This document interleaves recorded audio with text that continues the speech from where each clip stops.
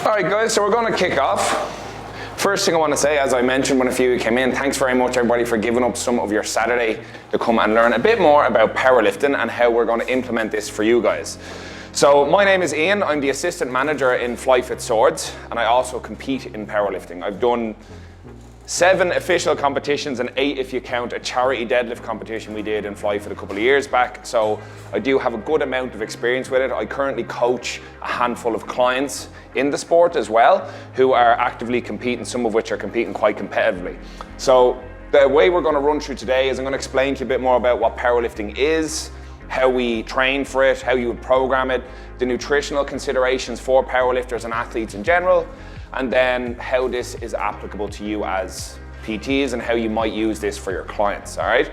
Now, I know we're in a very classroom-based setting, but you're all coaches in your own right. You all have your own varying levels of degrees and experience. So along the way, if there's any questions you have, or if you want to know a bit more about something, please feel free to get involved in a conversation. It's way better for me to actually have a conversation and address what you want to know, as opposed to me just standing here pointing at pictures of people doing lifts and telling you what they do. But if you're comfortable to do that for a while as well, that's fine. Don't feel obligated to ask a question if you don't have one, but if you do, don't hesitate. There is a dedicated Q&A section later, but you are welcome to ask questions at any stage. We can backpedal, we can go forward. It's absolutely fine. We have a good few hours now to get through. We'll take a little bit of a break later on, and then we're going to do a little bit of practical work on the floor, assuming the gym floor is not absolutely bananas. We'll try to get out onto a couple of squat racks, do a little bit of benching and deadlifts, okay? If anyone, again, doesn't want to participate in that piece, that's no problem. You can just watch. But if you want to do a bit of lifting, we will be. So, the first screen here, as you can see, this is a lifter from Ireland named Jane Jones. So she competed recently representing Ireland in Europeans. Throughout the entire presentation, there is a variety of lifters that have represented the country in various different means. So I'll point them out as we go. Just some of you may know who they are, maybe you don't, but I'll let you know who they are before the end of today.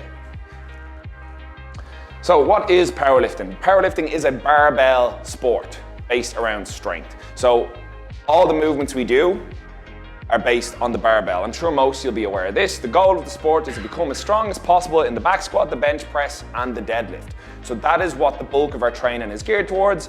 Athletes train towards a competition where they will test these 3 lifts. Competitions are won by achieving the biggest total or winning on formula. So a total would be, in a competition, your heaviest and most successful attempt on squat, bench, and deadlift added together. That would be your total. So for example, if you squat 200, bench 200, and bench 100, that would be 500 total.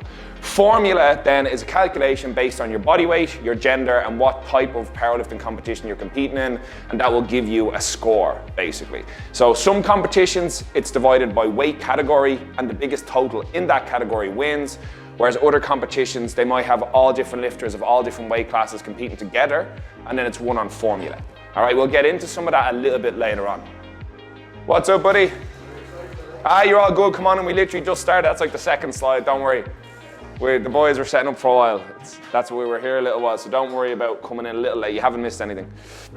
So what does the training for powerlifting look like? Athletes will typically train one of the big 3 each session. So the big 3 is going to refer to your squat, bench, and deadlift for the rest of the presentation. If you hear big 3, that's what it means. Using a dose prescription of intensity, volume, and variations, each of the big 3 is typically trained 2 to 4 times per week. Training intensity is generally regulated to RP, RIR, and percentage of 1 rep max. So naturally, people hear powerlifting, there's an assumption that all we do every day is we go into the gym, we max out and lift as heavy as we can. It's not quite what it is. We will generally go through phases of training, which we'll cover a little later on. Some of which will be based around volume, which will be building a base. We'll use intensity, so load, to actually train closer to what we'll be doing in competition. So we may train singles or heavy doubles or triples. And then we'll use variations of our big lifts to try and work through weak points, sticking points, or improve out of position. So we'll cover a lot of this later on. And then these are our measures of how we handle the intensity of each session. I'm sure most of you are familiar with RP, RIR, and percentage of 1 rep max, but if you're not, RP is rate of perceived exertion, so out of 10, how hard did it feel? Most trainers will use a scale telling their clients, so you're going to do 3 sets of 5 on squat, you want to be between RP 7 to 8. RIR is reps in reserve, so you want to finish the set being able to repeat the same rep scheme for maybe 2 reps in reserve. So basically, if you did 5, you could have done 7, for example, repeating the same pattern at approximately the same bar speed. And then percentage of 1 rep max is an older method that people would say, so go in, do your bench press, 5 sets of 5, 80% to your 1 rep max. You can still use that as a guide, but generally speaking, we don't use that as much anymore. We use that more as a rough estimate of where you should be. The reasoning is because, as I'm sure you all know, training with the general public, some days people come in and they feel fantastic, and other days they feel like shit. So telling them they have to be able to lift 90% of their 1 rep max for 3 reps isn't always going to be the best laid plan. So you can use it as a guideline to get people to work within certain ranges of weights, but we wouldn't just rely on percentages of 1RM anymore. We'd usually use one of these two as a guide as well, all right? So do you guys currently use some of these with your clients? Most people do, yeah? So it's a good way. Now look, when you've got a brand new person, probably doesn't really matter if they know what RP is, because every week they're going to get a little better. But as, again, we're looking at people that might potentially benefit from starting to transition into something more dedicated or a very specialized version of training, like a strength sport like powerlifting or CrossFit, bodybuilding, whatever, a more specialized view of what training might be to them. So we're going to start breaking down some of the movements. We're first going to look at the squat. This is Emma McDermott. She is one of the powerlifters out of Abs Powerlifting. She's competed at IPF Europeans and represented Ireland in Worlds as well. So she's a very, very good, competent lifter, competes around 69 kilos. All right, so she currently has on her back there about 150 kilos, probably a first or second attempt on squat. But and the pictures, by the way, are provided by the boys, the motion masters, Jacob and Mario. So thank you very kindly for that. So we're going to have a look at some parts of the squat here. Naturally, as I say, if you guys have any questions on this, feel free. The squat is the first lift performed in a competition. So in competition, if it's a full power meet, we would call it, you are going to have a test of the squat, the bench, and the deadlift. The squat is always first. It's always the first move we compete in full power. Most powerlifters compete using the low bar squat. So if you're familiar with squat variations, most people usually learn the high bar squat first, so the bar sits nice and high up on your shoulders. Powerlifters will usually sit a little lower across the rear delts, usually with a bit of a wider grip. We'll get into the why behind this a little later on, but it's most common that they will use the low bar in competition. In competition, the squat has 2 commands, squat and rack. So in competition, it's not just a matter of walking out on the platform and in your own good time, doing the lift to your own standard. You cannot start the squat until you're given a squat command, and you cannot re-rack the bar after your attempt until you're told to rack.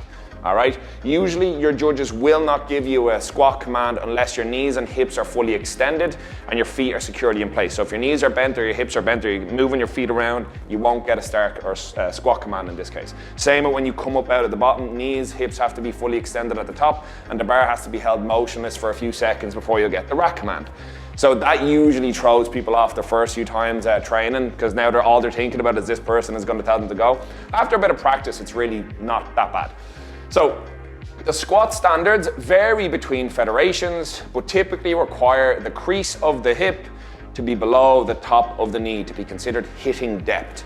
All right, so we want to squat 1 centimeter or 2 below parallel for the squat to be considered good and to a good standard. Now, in saying that, I'm sure people have seen videos online, or they may know of friends that compete in federations where that is not the standard.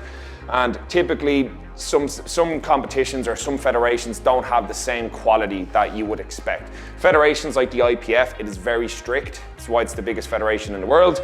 The standards for squats, bench, and deadlift are quite strict. So you have to be able to squat to below parallel to be able to hit depth. And the squat is typically trained in some capacity 2 to 4 times per week when following a powerlifting program. As an aside, most powerlifters will usually train 4 times a week. Among those 4 days, usually you're going to bench almost every day. Squat will be 2 to 4 based on the athlete, and bench 1 to 3 usually. We'll get into that next, but just as an aside, the programming is based around those moves, so usually you're going to train them quite regularly. So just on that, that doesn't necessarily mean people do 2 to 4 leg days. If you're thinking in more in bodybuilding terms, it just means they train the squat pattern 2 to 4 times per week. Does anyone have any questions on the squat before we move on? We're all good? So next we are going to look at the bench press. So this young guy here is Mark Escabarte, and he is a junior lifter, a very small guy, but as you can see, he's got a good amount of weight in the bar. He's got about 115 kilos on the bar there. There is usually questions about the way we bench in powerlifting, arching in the back and things like that. So we're going to get into that a little bit now.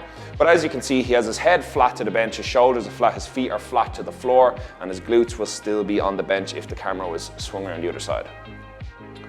So the bench press is the second lift performed in competition. So after you've done all 3 of your attempts on your squat, you'll then start into the bench press.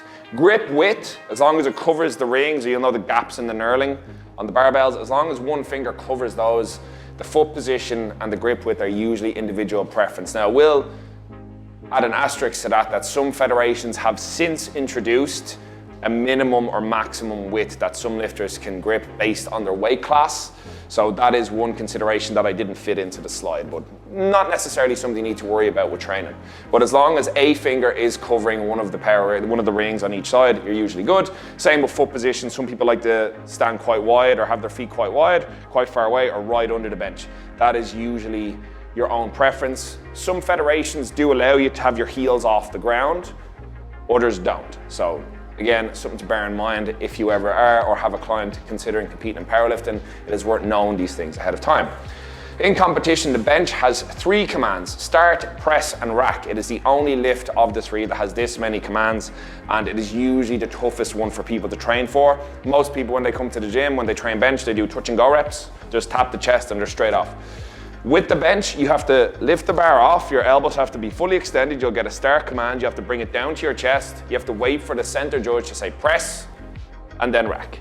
That is usually the hardest part for people to get used to, and depending on which judge you have as your head judge, you could be there for half a second, you could be there for 2 or 3 seconds. So it's a gamble on who you're going to get. We actually have a guy in abs powerlifting who's notorious for giving very, very long press commands.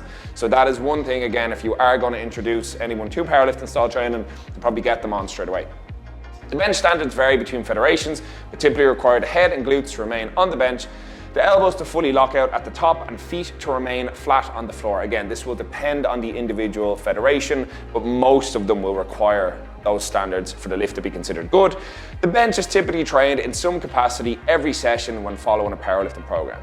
The reason for this is we can typically handle a lot more volume in our upper body than we can in our lower body. There is a lot more muscle fiber in the lower body. It's usually a lot more taxing to do things like deadlifts and bench press, or deadlifts and squats, than it is something like the bench press. It's a smaller range of motion, uses a smaller amount of muscles, so we can usually train it a lot more. It also tends to respond better to more training than less. Usually with bench press, when people do less of it, they tend to get a little worse at it. So if you feel like you're getting stuck on your bench press, usually adding in an extra day of bench or a couple of extra sets will usually start the ball rolling again. Any extra questions on bench before we go on? Everyone's good?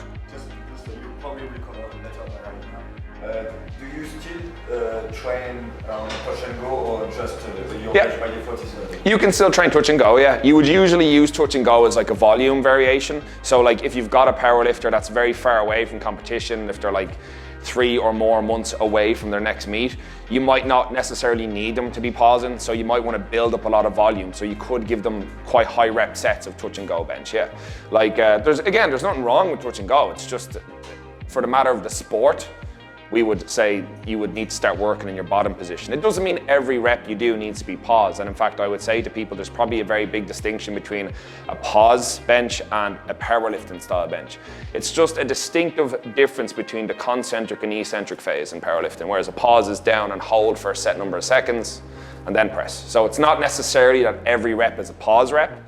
It's just there is that distinction. But yeah, touch and go is a good and valid variation for powerlifting bench, and I would program it every now and then myself. Anybody else? Sweet. We're going to go on to the deadlift.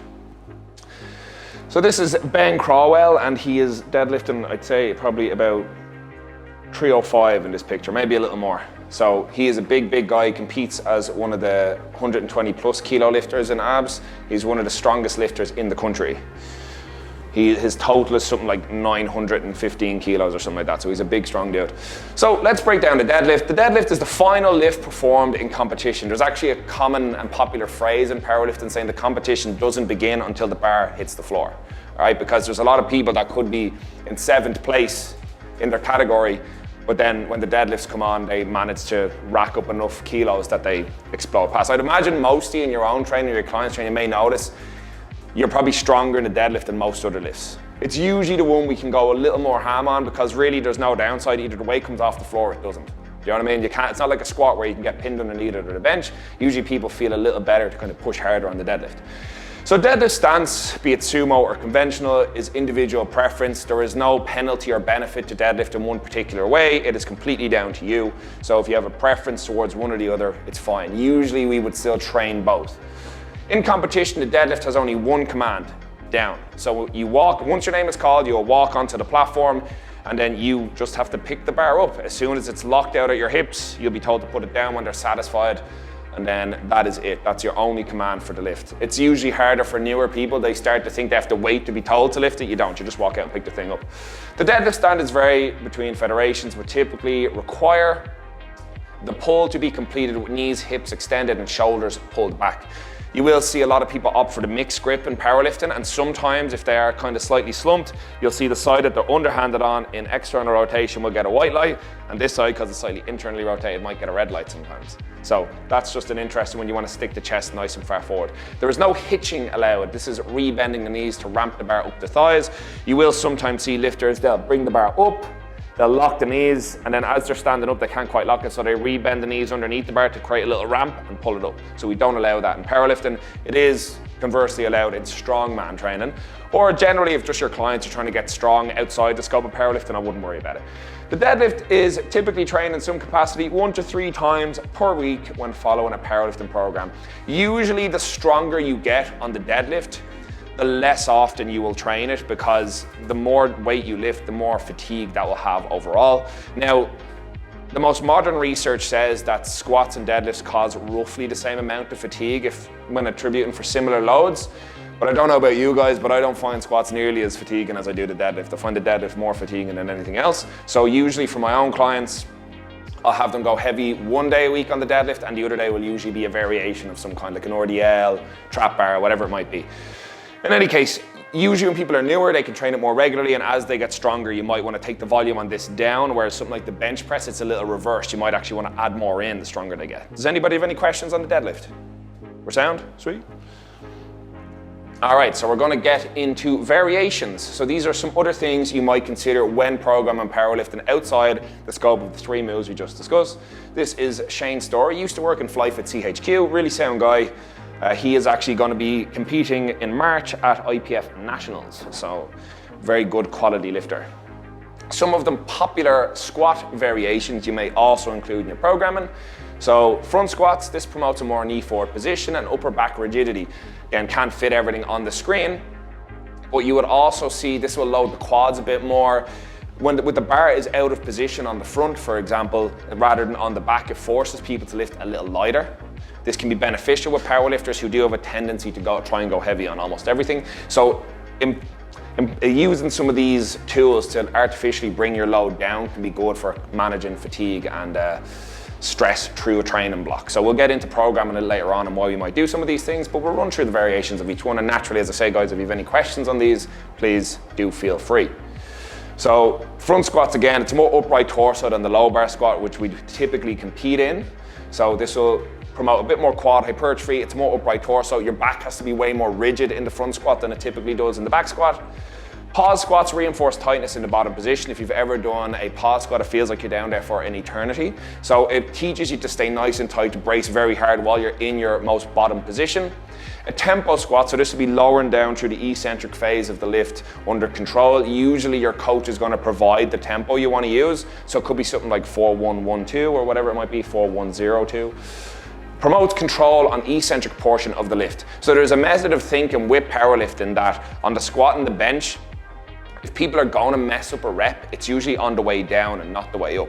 They're going to drop the bar too fast on the bench or come down too fast in the squat, and they come out of position. They lose tightness as they hit the hole or hit the bottom. So a tempo squat can be used to teach you that motor control on the way down. Keep your bar, I'm sure most of you are familiar what your bar path is, keeping the bar over your midfoot in the squat. Using tempo squats is a good way to reinforce that position the whole way down, so you have it in the concentric phase on the way up. All right. High bar squats, then we still train these quite a bit. Even though low bars are squat of choice generally, high bar squats can still be trained. And then the converse of that is true. There's one girl I train for powerlifting who does not like low bar squat, so we usually have her compete in high bar. She's stronger in high bar than she is in low bar, but we'll use low bar as a variation in that case.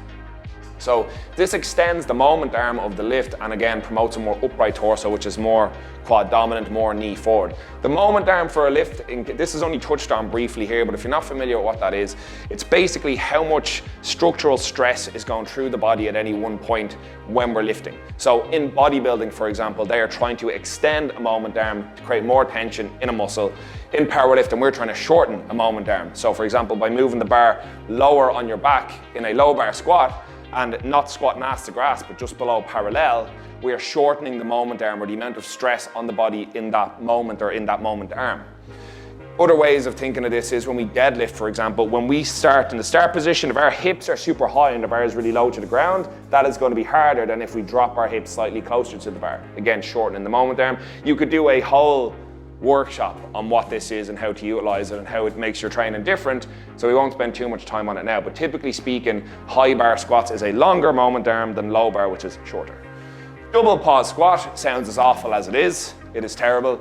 Opportunity to build stability at sticking points. So basically on your way down into the hole, you'll pause just before your sticking point. You'll probably pause in your sticking point or in your bottom position, and then you'll come back up. So like the pause squat, except you're pausing another time on the way down. Again, it's another way to artificially reduce load so people aren't going as heavy as regularly, but yeah, they're brutal, they're terrible. I wouldn't program them unless you really don't like that client. All right, leg press, quad volume with lower overall fatigue. So we completely remove the need for the upper body to stabilize any weight, and we can just whack a lot of high rep work out of it. Usually in a powerlifting program for leg press, we'll see something like 3 sets of 15, 4 sets of 20, something brutal like that, and it's just about pumping blood into those quads. It's common enough to watch the lads when they're training. It happens to myself, your quads turn like bright pink when you're doing this because of how much volume you're getting in on them. So usually the limiting factor in squats for people when it comes to training their legs isn't the actual quad power, it's usually their back will give out first, or they'll tip forward. Dave, in his first ever meet, his first ever competition, right over top of the head. So usually that's more the back and less to do with anything to do with the legs. So that would also, same idea with the belt squat if you happen to have one, squat pattern without loading the back. So because the weight is sitting around the hips, we can just load up a lot of weight onto the quads, onto the legs, and not have to worry about upper back rigidity or like any kind of like flexion through the lower back or mid back, all right? Does anyone have any questions on any of these squat variations? Are we good to move on? Yeah. Yeah. You can do it on the concentric. That would be more the exception than the rule. So the reason for that would be is we want athletes to move as fast as possible through the concentric portion. So usually the only exception to this, like, so we generally wouldn't have people pause on a concentric. The only time this is different is on the deadlift, which is we'll get into shortly. But yeah, you can do it. Like I've seen athletes where they go a pause on the way down, hit the bottom, pause in the same position on the way up, and lock out. Totally fine way to do it. There's no real wrong way to program it, but it depends on who you're using it for and why, you know what I mean?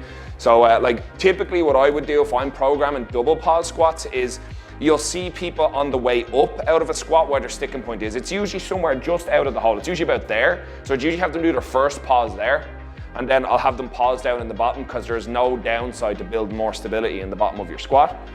But if, for example, you happen to see athletes who are coming up out of the bottom and have maybe a hard time getting their hips through, sure, you could have them pause at that point on the way up, totally. The only difference I would say is it is going to obviously greatly limit the load they can manage if they're pausing on the concentric as well. So again, I wouldn't say there's no hard and fast rules of how you implement these at all. Use them however you see fit, but make sure you're just basing it on what the athlete or client needs and not necessarily, well, unless you don't like them when you want to do that, then that's fine, like, dude, go nuts, like. All right. Bench press variations. So you will see the word bench will just appear a lot here. So we've got pause bench, tempo bench, spot bench, close grip bench, 1-inch board press, Larsen press, incline, and decline press. So let's break them down.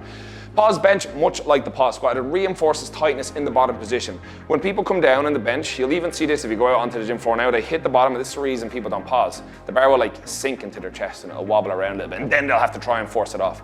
So we don't want that in powerlifting. We want the person on the bench to be as tight as possible, so when they come down, the bar does not move even one small iota. We don't want any movement in the bottom. Any wasted movement is taking kilos off the bar, all right?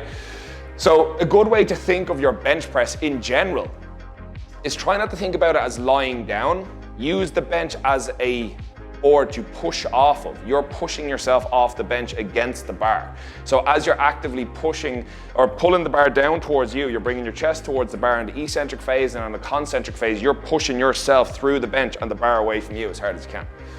Tempo bench improves the bar path and stability. When people are newer to the bench, you'll see they're wobbling all over the place. And sometimes they bring it down to their breastbone, sometimes it's almost on their neck.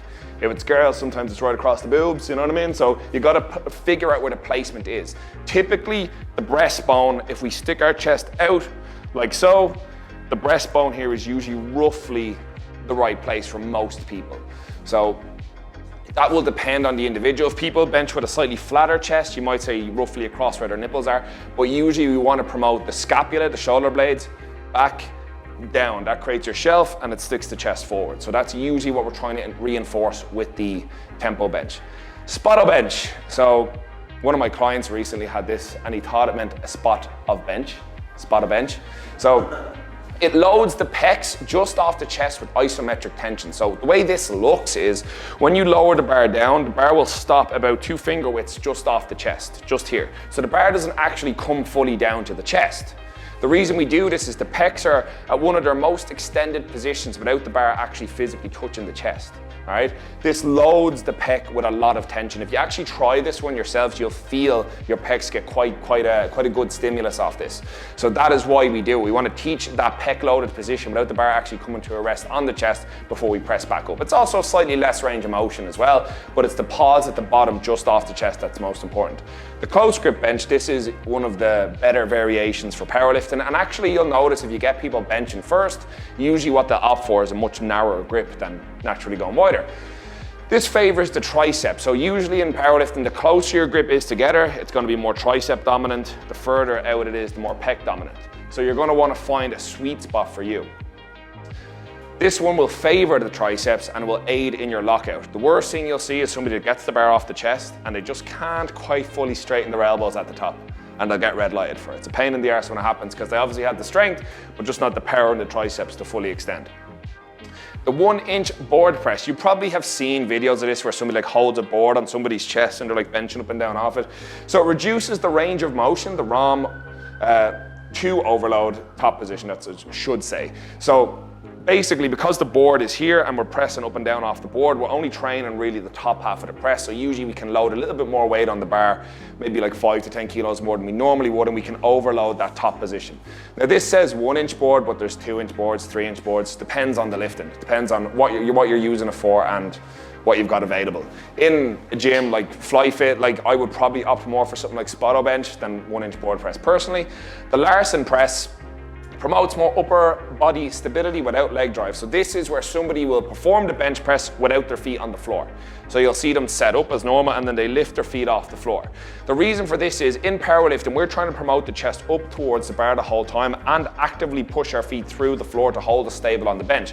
This teaches the person to do that without overly relying on leg drive. While we do want this, again, it acts as a limitation for them so they can't keep pushing weights higher and higher and higher every single week.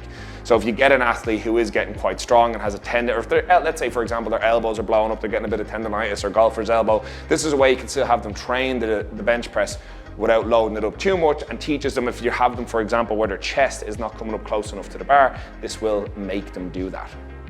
All right, and then naturally incline and decline, we're slightly changing the angle by which we train the movement. So we're going to get new stimulus, new muscle growth, and we are training out of position. All the variations are to train out of the position we would normally compete in. This will generally build more tolerance, more muscle hypertrophy, and if worst thing happens in a competition, for example, that you happen to bring the bar a little too high on your chest, you will have trained in that position somewhat, so the likelihood of you getting the lift successfully is a little bit more. Does anyone have any question on these? We're good? And gang, if I am talking a little too fast here, just let me know, because I will just bang through these slides as quickly as I can, and I will just keep splurging and spilling out whatever I can at you. But that's it. So as I say, throughout the course of this, no matter where we're at, if you have a question, just ask it, because it'll make life easier. If you just want, I will just go off on a tangent, and that's no problem. You don't have to ask anything. I have plenty that I want to say. So our deadlift variations. So we have our opposite comp. So your comp lifts are the lifts that you use in competition. So if you're a conventional puller, you would do sumo as a variation. If you're a sumo puller, you'll do conventional as a variation. As an aside, usually conventional pullers will not get as much out of the sumo lift as a sumo lifter will get out of the conventional lift. Sumo lifters tend to lose a little bit of the hamstring development we would see in conventional pullers, and then conventional pullers don't really lift from the same position as a sumo puller. So this order of what we would use will change depending on who the lifter is. So if I have a sumo puller, I'll usually have them do conventional as their first variation and then usually pause work after that, whereas a conventional puller, I'd usually have them start with pause work, then maybe a deficit, and then maybe sumo. It depends, but usually that's usually the way it works. Sumo will get more out of conventional than conventional will get out of sumo. Deficit deadlifts, so stand on a 10-kilo plate, a 2-inch box, whatever it might be, increases the range of motion, more time under tension, and it trains you out of position. The bar is starting closer to the floor, you have to lift it further to lock it out. Quite a simple premise, works quite well. It's a good one to start with if you don't have a go-to variation. Deficits is usually a good first place to start. Snatch grip deadlifts. So some people see this and they're like, I can't do a snatch. Totally fine, it just means grip it really wide. That's all it means. So if you ever watch a weightlifter set up for the snatch, they have a really tall chest, they have a really wide grip, they stick up like so. Like Kev when he's doing his weightlifting. He's a great example of a good start position for the snatch. So this promotes upper back tightness and grip strength. Gripping out wide is much harder than gripping in here. All right, so again, this will act as something of a limiter for people just going ham on their deadlifts a couple of times a week. You can stick this on their day 1 and maybe their heavy deadlift on their day 2 or 3, and Bob's your uncle, you've got 2 solid deadlift days. So again, because the bar is pulling you more forward, your start position's a little different. You'll have to really brace your upper back a lot tighter, use your lats a lot more. And as I mentioned, your grip will have to work a lot harder too. The library deadlift. This is one you don't see used too often, but especially if you're ever training in a gym that does not like a lot of noise or you're dropping weights, you have to really gently pick the bar up, make no noise, and put it back down really, really slowly, just like so. The reason they call it library deadlift is you are not allowed to make any noise at all. It's a good one to make your clients do, because anytime they make a noise, you add a rep on and they don't like it. So it increases control, stability, and time under tension. So you can just call them tempo reps if you want, but the tempo would still indicate that they can make noise, and it's more fun to tell them they can't. All right, pause deadlifts, improves position off the floor. So Kev was asking about doing a pause on the way up in the concentric portion of the squat, which would be more of the exception, whereas with pause deadlifts, the pause does actually happen on the concentric. However, this would be the one case where I'd say the pause doesn't need to be very long in duration. We would usually have the athlete, the moment they break the floor, pause for about a second, and then finish the lift. The reason we do this is if athletes are going to mess up their deadlift, it's usually going to be the moment they break the floor. You'll see in conventional pullers, they'll extend their hips back really far and then they're giving it one of these. I'm sure you've all seen the videos of these guys doing this. Do you know what I mean? So by pausing just off the floor, it gets them to use their legs a bit more, keeps the bar nice and close to the body, and finish the lockout. Again, it also naturally acts as a means by which to train the pattern and bringing the weight down. Now, you can pause on the way down as well, and there is such thing as a double pause deadlift. I didn't put it here because I'm not that much of a sadist and I don't want to encourage that, all right? Block pull deadlifts. Sometimes you'll see people do these as rack pulls. I'll tell you why I don't have rack pulls on here now in a moment. Overload the top position by reduced range of motion. So we'd set up 20 plates or 25 plates, or if you've got jerk blocks, they'll do nicely as well, or plyo box, and you just pull the deadlift from a slightly reduced range of motion. You can use this to overload the top position, or you can use it if a client, for example, has trouble lifting from the floor. This is a good way to start them off. You can start them on blocks, especially if you've normally got the client doing something more like kettlebell deadlifts or trap bar deadlifts. The trap bar handles are quite high. Maybe they're not used to gripping down this low. You can start them off blocks if you want to transition them onto the straight bar.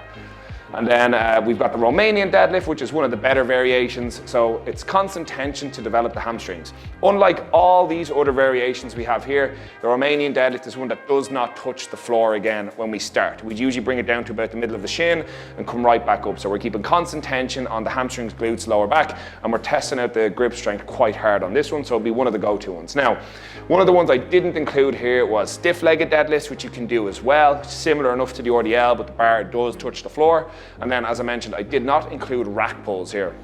A couple of reasons. One is because their crossover to the deadlift is actually not that big. It's a good back developer, but it doesn't really cross over to the movement just on the basis of where it usually starts. It usually starts about here, and it's just an unnatural position to pull in. It's a fine move if you want to build a big back, but we just tend to find it doesn't cross over to the deadlift enough. Plus, it absolutely destroys barbells. it ruins barbells. And unless your gym has a couple of like already ropey bars, I just wouldn't encourage the move. We have people that do it out in swords and they absolutely rattle the shit out of the squat cages. Like, so I just wouldn't encourage the move in general. If you like rack pulls, go nuts. But yeah, I don't think they're necessary here. And I think you can get more out of doing a block pull than you'll ever get out of doing a rack pull. I think it's just a superior move. But again, there is no hard and fast rules here. But generally, as I said, we don't see the same amount of crossover with the rack pull as we do with the block pull. So it's, the main difference is just the block pull, you start a bit lower. Well, it actually starts as in the deadlift position. You have to set up your feet properly, you have to actually get nice and close to the bar, and the only thing you have to do to actually work it down is just lower the block. Do you know what I mean? Whereas a rack pull, yeah, I know you can just like lower your rack heights, but it depends on the gym you're in and it's not universal across gyms. Now, if somebody's just training in one gym, it's fine. But like if you've got people, let's say, visiting lots of different Flyefit gyms, they don't all use the same equipment. Plus, as I said, it teaches like for example, in a rack pull, if I put it down super hard, this is gonna happen on the sides. The bar sleeves are gonna break. So in a more practical basis, it's just not good for equipment. You know, this is actually just putting the plates back down, the part which we can drop. But like, I mean, in terms of like, so I suppose if you're asking, is there a big difference between the two? Yeah, no, just basically, yeah, I understand. Like on the block pull, the actual plates are down, whereas on the it's the bar resting on the yeah. Like, I mean, practically speaking, they fundamentally probably look very, very similar. You know what I mean? But the best way I can put this to you is to try them both and see if they feel the same, because they won't. I guarantee you they won't. Block pulls are a harder movement in general because it's more akin to the actual deadlift. It starts in the same position as a regular deadlift, just slightly higher. Rack pulls, most people will say they want to start at low, but they usually don't. They usually start at the knee or maybe slightly below or slightly above. And it just doesn't have, as I mentioned, the same crossover as this. Again, this is just from experience. Not that rack pulls are bad as moves. Like for hypertrophy, they're brilliant. Do you know what I mean? So I'd use them like if I was just trying to build a bigger back. But in this particular case, if we're actually trying to train this skill, I would usually do almost anything else on this list first. And you're usually going to build more of the deadlift. It's a good question though. Like, I mean, again, it's not saying rack pulls themselves are bad, but just I don't think they're necessarily good for building a bigger deadlift. Or, well, if they are, it's only because you've run out of good options and there's literally a laundry list of them here. I'd go for any one of these first. Anything else? Go with Kev? Yeah, we'll go with Dave. I like the little cup, man. It's very classy. Hit me. Not actually about the deadlift, it's more about the squat variations. What will you use the box squat for? Box squats are a good means if you want to like teach, so like if we're talking with a client or an athlete. So if you're training a client initially and let's say they're a little uncomfortable hitting depth, you can use that as a cue, like squat down so your bum touches the box. If you're talking about athletes, the way usually they will use it is they will sit on the box for like a couple of seconds, but try and retain all the tension they can in their body and then come up. So it's like it's an external cue for pausing. So they'll pause at this position, but without losing tension. Do you know what I mean? The problem with regular pause squats for, let's say, a bigger, heavier athlete is it's harder usually for bigger athletes. Like we're talking like super heavyweights, big dudes. It's harder for them to hit depth in general because they're just bigger people. And usually a box squat will be a good external cue for them to know how to do it. Usually in raw powerlifting, I probably wouldn't use the box squat that often, if I'm honest, unless somebody has an issue with hitting depth and knowing where depth is. But like even at that, usually you'll see when people need to box squat, they'll sit their bum back like this first, rather than just sitting down. You know what I mean?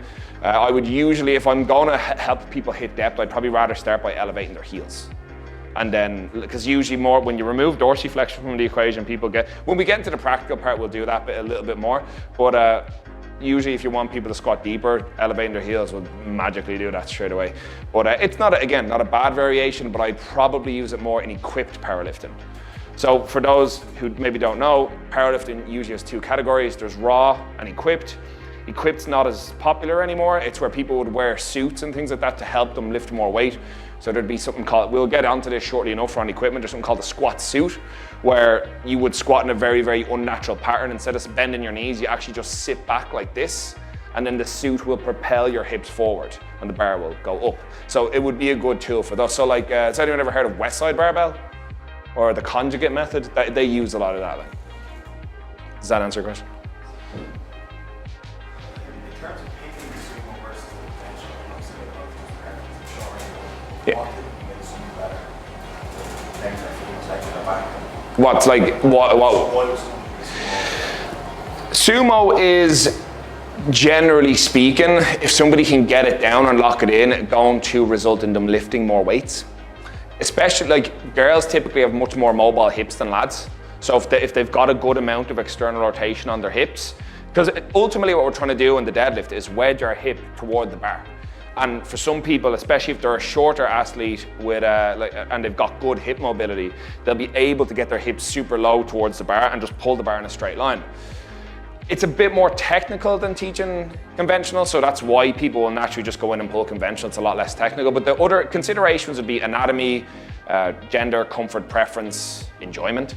Like my coach has tried to get me to switch to sumo in the past because I've got good external rotation on my hips, but it's never happened. I'm not doing it. I don't like how it feels and I'm not willing to put in the hours to do it. I don't mind doing it as a variation, but ultimately, I think the first consideration should be what does the person prefer to do? And then if over time they naturally start to ask questions about the other thing, sure, we can bring them through a process of seeing how they get on with it, but ultimately, I think preference is probably the most important thing, ultimately. But yeah, you're gonna see like taller athletes, we can knock out some of that height difference by switching them to sumo if they're willing to do it. Or if like we have a guy that, he actually worked in Flyefit many moons ago. He's a super tall guy, very, very jacked. His name is Mark Stell. We'll have pictures of him later on. And real tall guy, he still pulls conventional, even though anatomically it would probably be better for him to pull sumo. But again, it's because it's preference. He's tried sumo and it just knackers his hips. So he's just gonna stick with what he's good at. So I would usually have people just train both at the beginning. Train both and then you'll naturally see a gravitation towards one or the other. Because I'm sure you've seen yourselves with clients, from week 1 to say week 12, people's technique naturally shifts anyway. They naturally get a bit better at things, their body starts to adapt better, they move a bit more confidently, their stability increases, their confidence under a bar or with a weight or whatever it is increases. So the way they lift morphs over time.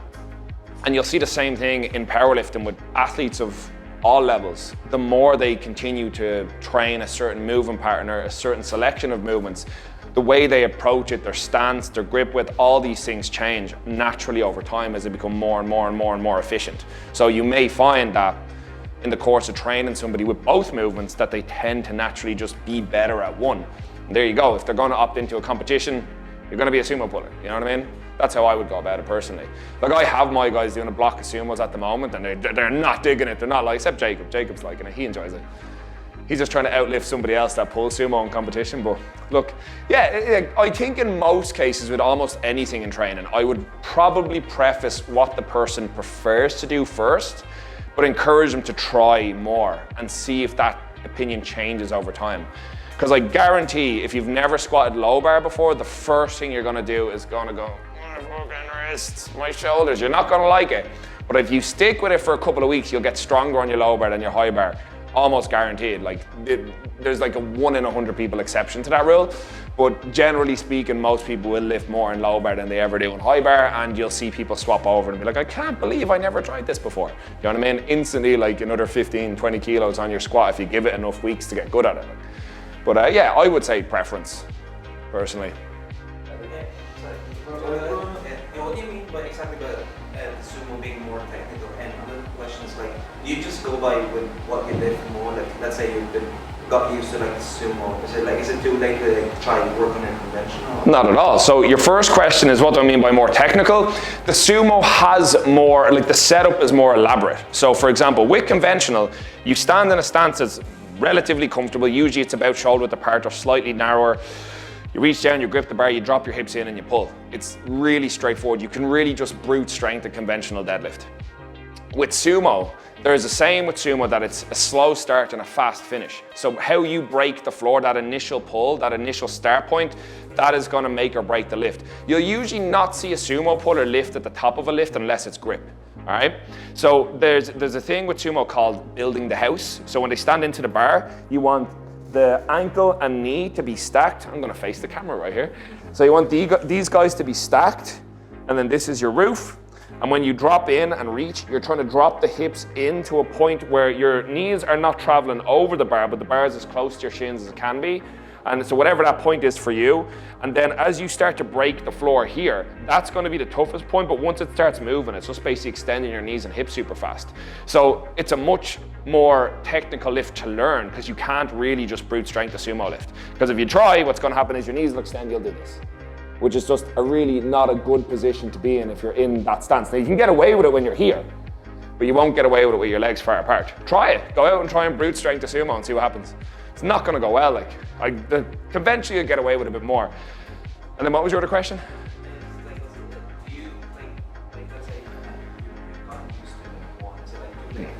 Oh, right. No, not at all. Like, I mean, if you want to, like, especially like, so we're going to get onto programming in a little while, and one of the phase immediately after a competition, or as somebody begins to prep for a competition, is called a build. On a build, or the point furthest from a competition, you can do whatever the hell you want. Like, especially if it's like week 1. So like, I've got a couple of people that are going to be competing in April. And then the week after it, I'll probably do a pivot week with them. So we'll do something totally different. They won't touch a barbell. And then the week following that, we're going to start their next build into whatever their next competition might be. We might not have even picked that they're going to do another one yet. But we're going to experiment, put them through lots more volume work, lots of out of position work. So that would be an ideal point for a conventional puller, for example, to start working on a sumo, or vice versa. Like, maybe they might find that they're ready to try it now, or just for the novelty of something different. Because when you do this sport enough, especially like when you've peaked a few times for competitions, you're training the same movements so regularly, sometimes doing anything else is great crack, like, you know what I mean? So like, straight up, like, you'll sometimes see, like in our powerlifting club, they recently started a weightlifting section. So loads of the powerlifters are coming over and trying to do weightlifting. It's hilarious. But it just for something fun and different to do. And same, the weightlifters are going over and training with the powerlifters, and everyone's getting better because of it. So yeah, for novelty, sure. If you get to a point, like, let's say you can sumo deadlift 200 kilos and your conventional is only 150.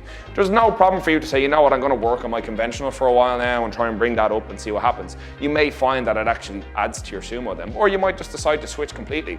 We've seen athletes in the past who maybe were sumo pullers who, due to injury or limitation or just anatomical change over time, have decided to swap the conventional, and there's no problem. You can absolutely train both, like, there's no issue with that at all. Same, like, that's what I was saying, with like with athletes in general or clients in general, as time goes on, people's anatomy will usually change as they gain muscle, lose fat, or the other way around. And as they become more trained and things like that, they will usually start to move a little differently than when they first started, or at different points. So like your first, let's say, block of a powerlifting program, you're going to move and train very differently than like your 6th time you do it, you know what I mean? So yeah, for sure, I would encourage people to do that. Like if, like, I'm going to compete in April myself, and then the block after, I'll probably do a bit of sumo pulling. I'll remember that I hate it as soon as I do it, but then I'll start doing it anyway. Does that answer the question? Yeah. Sound. Anybody else?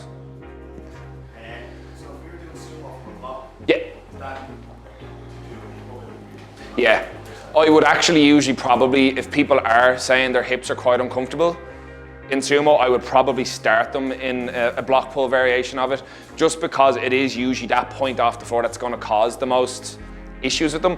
Usually the most common fallback for people with sumo is they're usually if they're quite strong in conventional, they'll want to go in and start being quite strong in sumo, and they will actually be able to lift a lot because they've probably got a very powerful set of glutes, and because they're in powerlifting, they have a very powerful set of quads. So they'll be able to get a lot of weight off the floor.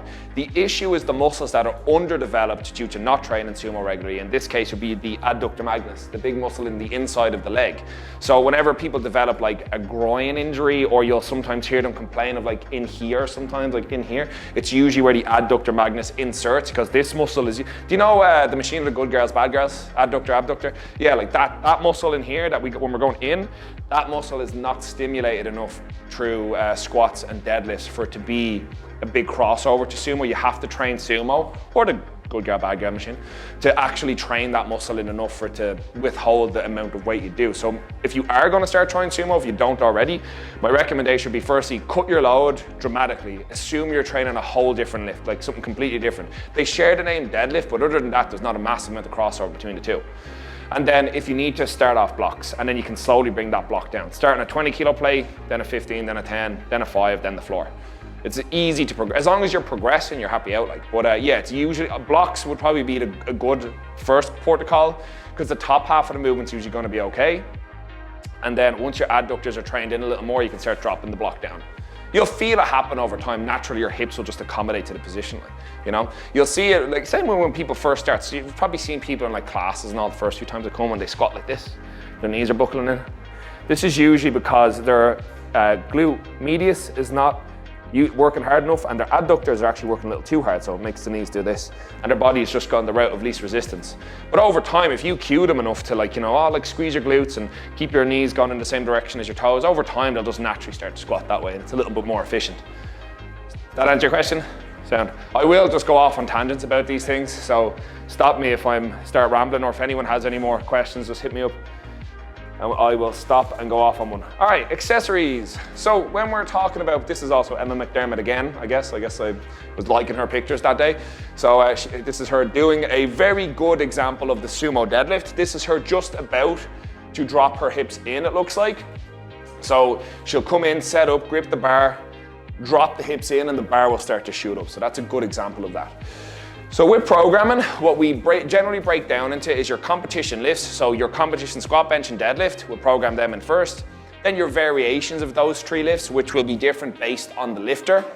And then your accessory work. So this is the smaller, low stress stuff that like fills out your program. Another way that you can work on some other parts of your body that aren't strictly related to what you're doing when you're squatting, you're benching, and you're deadlifting. So like your back, your core, things like that. You cold? It is a bit chilly, isn't it? Alrighty, so these are some of the best go-to accessories for powerlifting. It's not an extensive list. You can throw in or take out whatever you want, but I'll explain a few of them. The first 2, the overhead tricep extension and a hamstring curl, I would say are staples, and they should be in almost every powerlifting program outside maybe a absolute newbie. The reason for this is, so the overhead tricep extension, it trains the long head of the tricep. I don't know how many are still familiar with your anatomy and physiology from whenever you did your courses, or if you've gone on to do more bits and pieces after that. The bench press trains the too short head of the tricep very, very hard. The long head runs down here. It is not adequately trained in bench. So it does get a little bit of stimulus, but not enough. So if you are going to do any extra tricep work, my recommendation would be any kind of, usually like the cables, the ropes, overhead tricep is very good. Any kind of overhead pressing is great as well.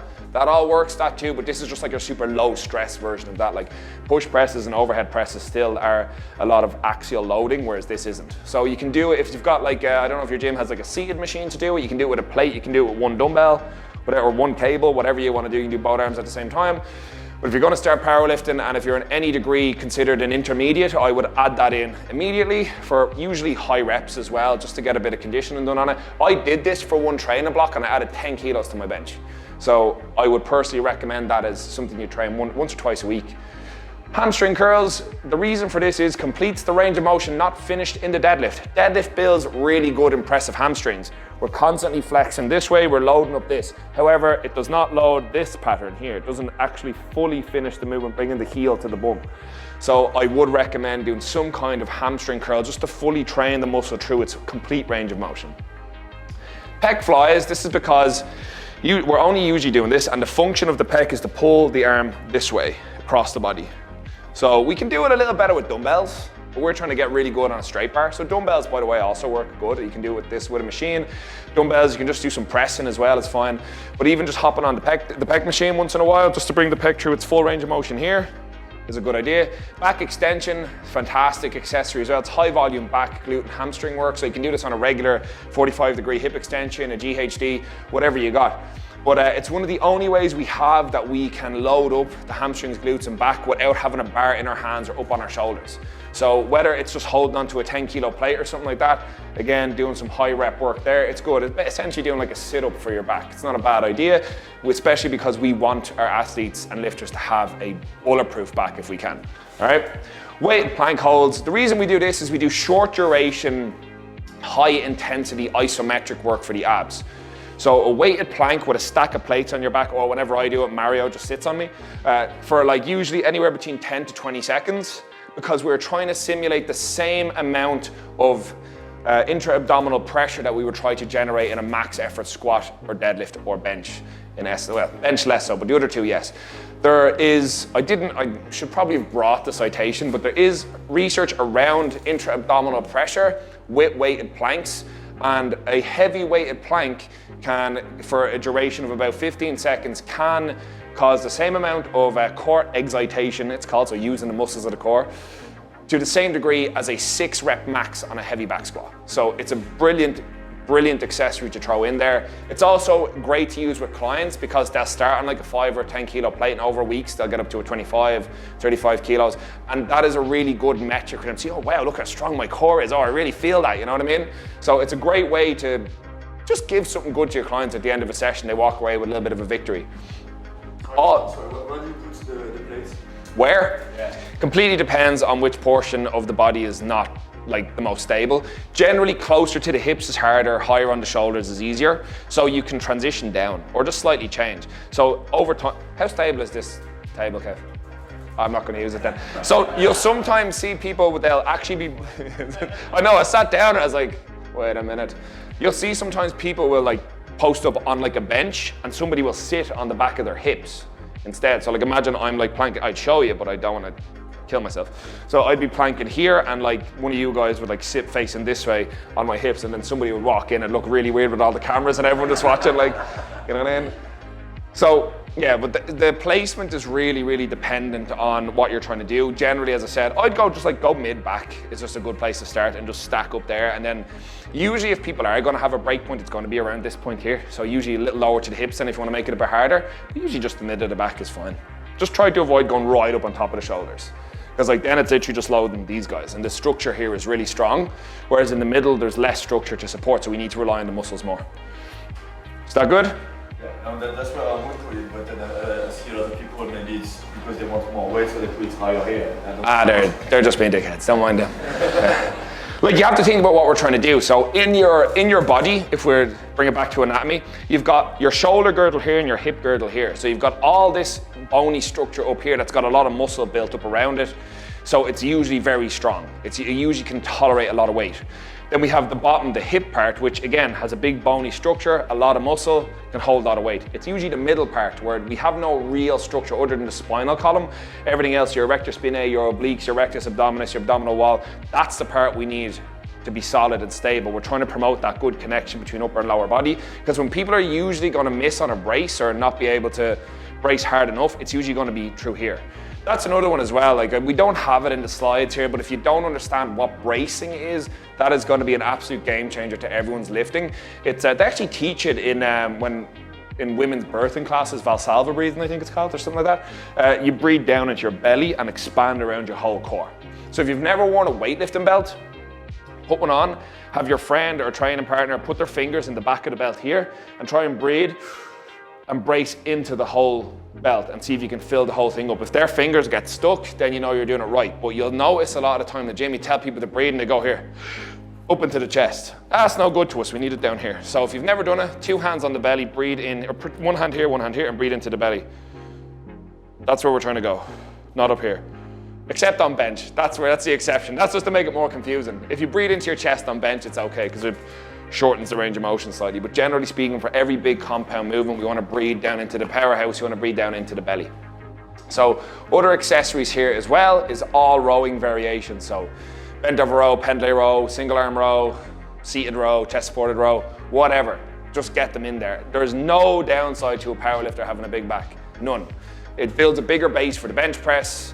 It gives us a little bit more stability for the squat and the deadlift as well. So you can throw rowing variations in almost every day. It can be anything from the higher stress versions like the pendlay row and the bent over row, or lower stress things like reverse flies, face pulls, they're all fine too. Just get the back training in there and you'll be golden. Lat pull downs, chin ups and pull ups. Yes, powerlifters can do pull ups and chin ups, contrary to trends online that show it. Do you ever see the thing and all the different people in the gym, like CrossFitters doing kip and pull ups and bodybuilders doing strict, and the powerlifters just looking at the bar because they can't get it? Yeah. So this is to retain the full range of motion for the shoulder. We don't usually train overhead that often, all right, in a powerlifting program. Now, I would always include one overhead pull and one overhead push personally, because at the end of the day, people are probably only going to be in powerlifting for a couple of years, you want them to still have access to all these ranges, and there's no downside to having it. You're not, oh, whoa, your shoulders are too strong and mobile. What the hell is wrong with you? No, we want that. So again, we don't want to dedicate too many resources to it. So usually one overhead pull and one overhead push per week is fine. So I would include these guys here as well. The lat pull down, chin up and pull up, probably in that order. Lat pull down, because it's just super low stress, we can actually control the concentric and eccentric much better. Chin ups, just because your lats are going to get a lot of development out of the deadlift, and we can target the mid traps a little bit more there. And pull ups are good too, but we train so much with the hands like this. I don't know about you guys, but my elbows start to get pissed off when I do too many pull-ups. So usually a neutral grip chin up is what I go for. But again, it's down to personal preference, down to the athlete, the individual, and usually more often than not, like what weight class they'd fall into. Usually lighter lifters will get away with a bit more, and the heavier lads have to be a bit more selective. All right, so anyone have any questions on the accessories? Again, this is not an exhaustive list. You can change and alter this. Like, you may notice I haven't put any distinctive amount of arms in here, whereas for my own clients I do actually include, like Jacob will tell you, he's grown the 18-inch pythons, he keeps telling me, so he'll do a lot of like direct bicep work. I suppose if I was going to add a note to that about bicep work, with powerlifting, what you're most commonly going to see, we'll have a small section later on injuries and things like that, is if there's ever going to be a problem in the upper body, if it's in the elbows, it's usually on the inside here. And that's because we develop these big, powerful lats that promote internal rotation. So you're trying to crank back this way, a lot of pressure comes in here. So if you're doing something like a bicep curl, we're actually bringing that whole region back through its correct range of motion. So it can usually relieve a little bit of the tension through the joint. There's a guy I know that trains down in Galway, and before he does any powerlifting, he'll go out and do like 3 sets of 15 on cable tricep extensions and cable curls. And he says that fixes his elbows right up. Now that, I'm not saying there's any evidence around that, that's just lived experience, all right? Okay, so we'll move it on. We are going to look at equipment. That is me wrapping the knee of Vincent Chung, one of our duty managers out in Flyefit Swords. This is a knee wrap. You'll see he's wearing his belt, his singlet, and don't worry about the pliers. We'll get onto that a little bit later. So most powerlifters will choose to use a variety of equipment to aid their training. While none of it is necessary, and that's very true, there are it's meant to say benefits, but it says benefits to each. I was really hoping that wouldn't happen, you know that? I was like, why does Kev make all these spelling mistakes in his slides now? The most commonly used equipment consists of a belt, fairly common, acts as an external cue for bracing, increases intra-abdominal pressure. We will break each of these down now in a second. Knee sleeves improves proprioception and provides support.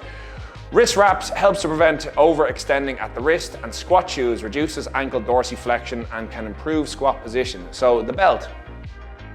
It's a common misconception that we wear the belts to reduce likelihood of injury or protects the back, or the other biggest myth is that you don't work your core as hard, so you shouldn't rely on a belt. It's actually the opposite. The evidence shows us that core excitation and your body's perception of what happens in your core is actually greater with a belt than without a belt. So if you're talking about working your core, you're actually working your core harder wearing the belt than without it, because it gives you something to brace into. If you've ever trained with a client and you're trying to get them to, let's say, like pull their shoulder blades together in a row, and you actually say, pinch my fingers with your shoulder blades, they'll actually do it better than if they'd be like, I don't know what you mean. You know what I mean? Giving them an external cue will usually improve their ability to perform, and this is the case here. Now, in saying that, wearing a belt will add kilos to pretty much all your lifts. It will help you generate more pressure, it gives you something to brace into, and generally holds you in a better supportive position throughout a heavy squat or a deadlift. I personally feel like it has a better crossover to the squat than the deadlift, but that's preference. But yeah, if you were going to start somebody anywhere, a good belt is the way to go, all right? Knee sleeves. Depends on where you get them. Like obviously if you're buying bulk powders knee sleeves, you're just going to get a little bit of a warm knee. It's not going to do a whole pile for you. It's just going to make you aware where your knees are. However, if you get something like a really tight pair of SBD knee sleeves, it is going to help give you that tiny little bit of pushback out of the bottom. But it overall increases proprioception. So proprioception just means awareness of a joint or an angle. So for example, if we've got a knee sleeve on us, we are aware, much more aware of what our knees are doing throughout a lift than if we don't have them on. It's something that's actually physically on our legs the whole time. And there's no real downside to bringing more heat into the joint. Usually these areas of the body don't get as much blood flow as the muscle bellies, so again, there's no real downside to these. Wrist wraps. Most people, if they've any experience with anything at all with equipment, it's going to be a wrist wrap. They use them for bench, overhead press, whatever. Common thing you'll see is people overextend at the wrist, gets uncomfortable down here, and the bar rolls back here. If you get a really stiff wrist wrap, it'll keep you right there, out there. All right, and that's not necessarily a bad thing. They're good for squats, good for bench, whatever else you might want to use them for. The two most common types is there's flexible ones, so they're quite soft and movable, and then there's stiff ones where your hands are going nowhere. So that is down to individual preference as to which one you would use. But if you are going to do any kind of heavy benching, or you are going to start experimenting with the low bar squat, it's probably worthwhile having a pair of wrist wraps, just because it is uncomfortable and the wrists are quite a small, delicate joint. So, you know, better to err on the side of keeping them in the right position than not. And then squat shoes.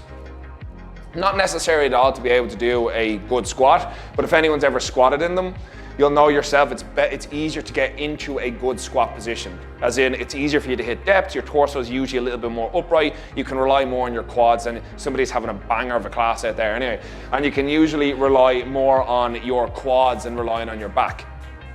Now, just on the squat shoes, in the club I'm a part of, our coach will usually encourage a lot of the lads to not wear shoes. He'll try and get them to wear flats, because especially if you are a very good squatter, going really, really deep into a squat is not actually beneficial in powerlifting. We just need you to hit below parallel. Going deeper is just taking kilos off the bar. So if you've got somebody who's a really good squatter, we don't necessarily want them to go as deep as they're going. We might just take them out of the squat shoes and put them in flats. Or if you've got somebody down on the other side who's just a shit squatter, maybe having that extra little heel will just help them make depth in competition.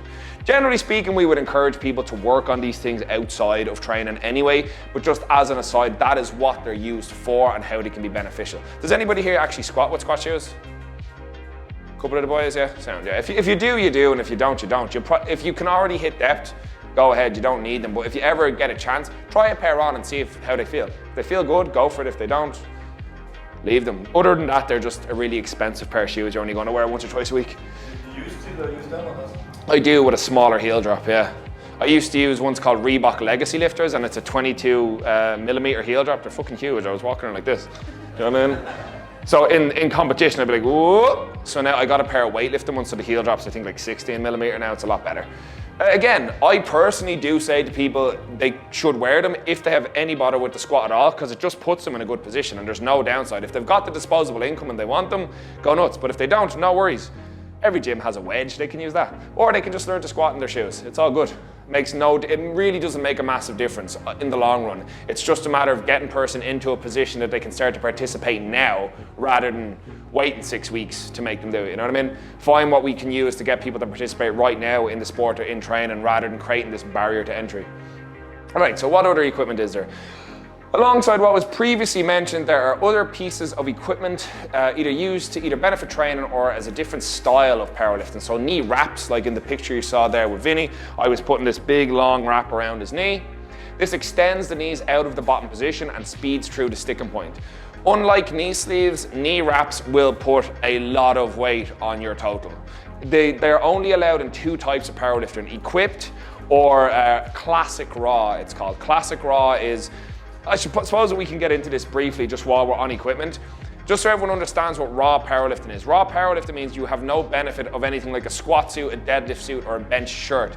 Wearing a belt, wearing knee sleeves, squat shoes, and wrist wraps is still raw powerlifting, because at the end of the day, it's still your own raw strength that has to move the weight. You're not relying on anything else to help you lift it. You're using some supportive gear to make sure you can demonstrate your strength fully, but nothing is actually helping you lift it. In equipped powerlifting, especially if you're in multiply, it's called, there's single ply and multiply. If you're wearing a multiply suit, you are going to lift probably 200 or 300 more kilos than you could raw. That's why the biggest records in the world for the squat, bench, and deadlift are all in equipped powerlifting, because the suit is doing half the work. That's how it runs. The way we would train it is also completely different. I'm just using it here to touch off. Knee wraps are the only exception really on this list, because they can also be used in what's called classic raw, where we use everything else that we're allowed to use in raw, a belt, wrist wraps, squat shoes, but we don't have to use knee sleeves, we can use knee wraps as well. If you're ever interested in trying out a knee wrap, you can pop out the swords and I'll put one on you. You will not like it, but you will squat lots of weight. All right, squat and deadlift suits completely changes leverages and provides massive strength advantages. So again, in a equipped powerlifting competition, the lifter does not sit down into the squat. They'll usually see them stand like this, and they'll sit back like this until their hips get just low enough for that federation standard, and then they'll push back up. we're not going to spend any major time on it because this is not something that has any real benefit to us. We're just touching off it here in case you guys ever have any questions on what the hell these things are. Not really important. Equipped powerlifting is not that popular in this country or at the moment anyway, so wouldn't really worry about it too much. Wrist straps are probably something that you guys use, like My Protein sell them, Bulk Powder sell them. Removes the grip strength requirement by tying onto the barbell. So you know that the guys you wrap around the bar and you grip like this. They're a brilliant, brilliant, brilliant tool, and never let anybody give you a gip about using them. Use them, especially if you're trying to train your back. You don't want your grip strength or forearm fatigue to be a limiting factor in back strength. So if you're rowing, if you're doing any kind of machine or pull down or pull up and you can use these, absolutely use them, 100%. There is zero downside. The only time I would say not to use them is if you're doing your competition deadlift, because you're gonna want to have the grip strength to hold on to that weight in a competition. But other than that, crack on and use them. I don't see any real downside. Unless you're somebody that already has an existing issue with grip strength that you wanna work on, fine, but I wouldn't let any kind of like moral standard around equipment limit your development. So yeah, I would use these ones, they're very good. And then bench shirts and a slingshot. So a bench shirt is what it sounds like. It's a shirt that makes the bar pop off your chest. Same with a slingshot. You may have seen these. Mark Bell, a powerlifter, patented these. It's like a wrap that goes across your arms and it has a big piece of material across your chest. And as you bring the bar down, it stretches over your chest. So when you hit the bottom, it springs the bar off your chest. And all you really got to do is lock out your elbows.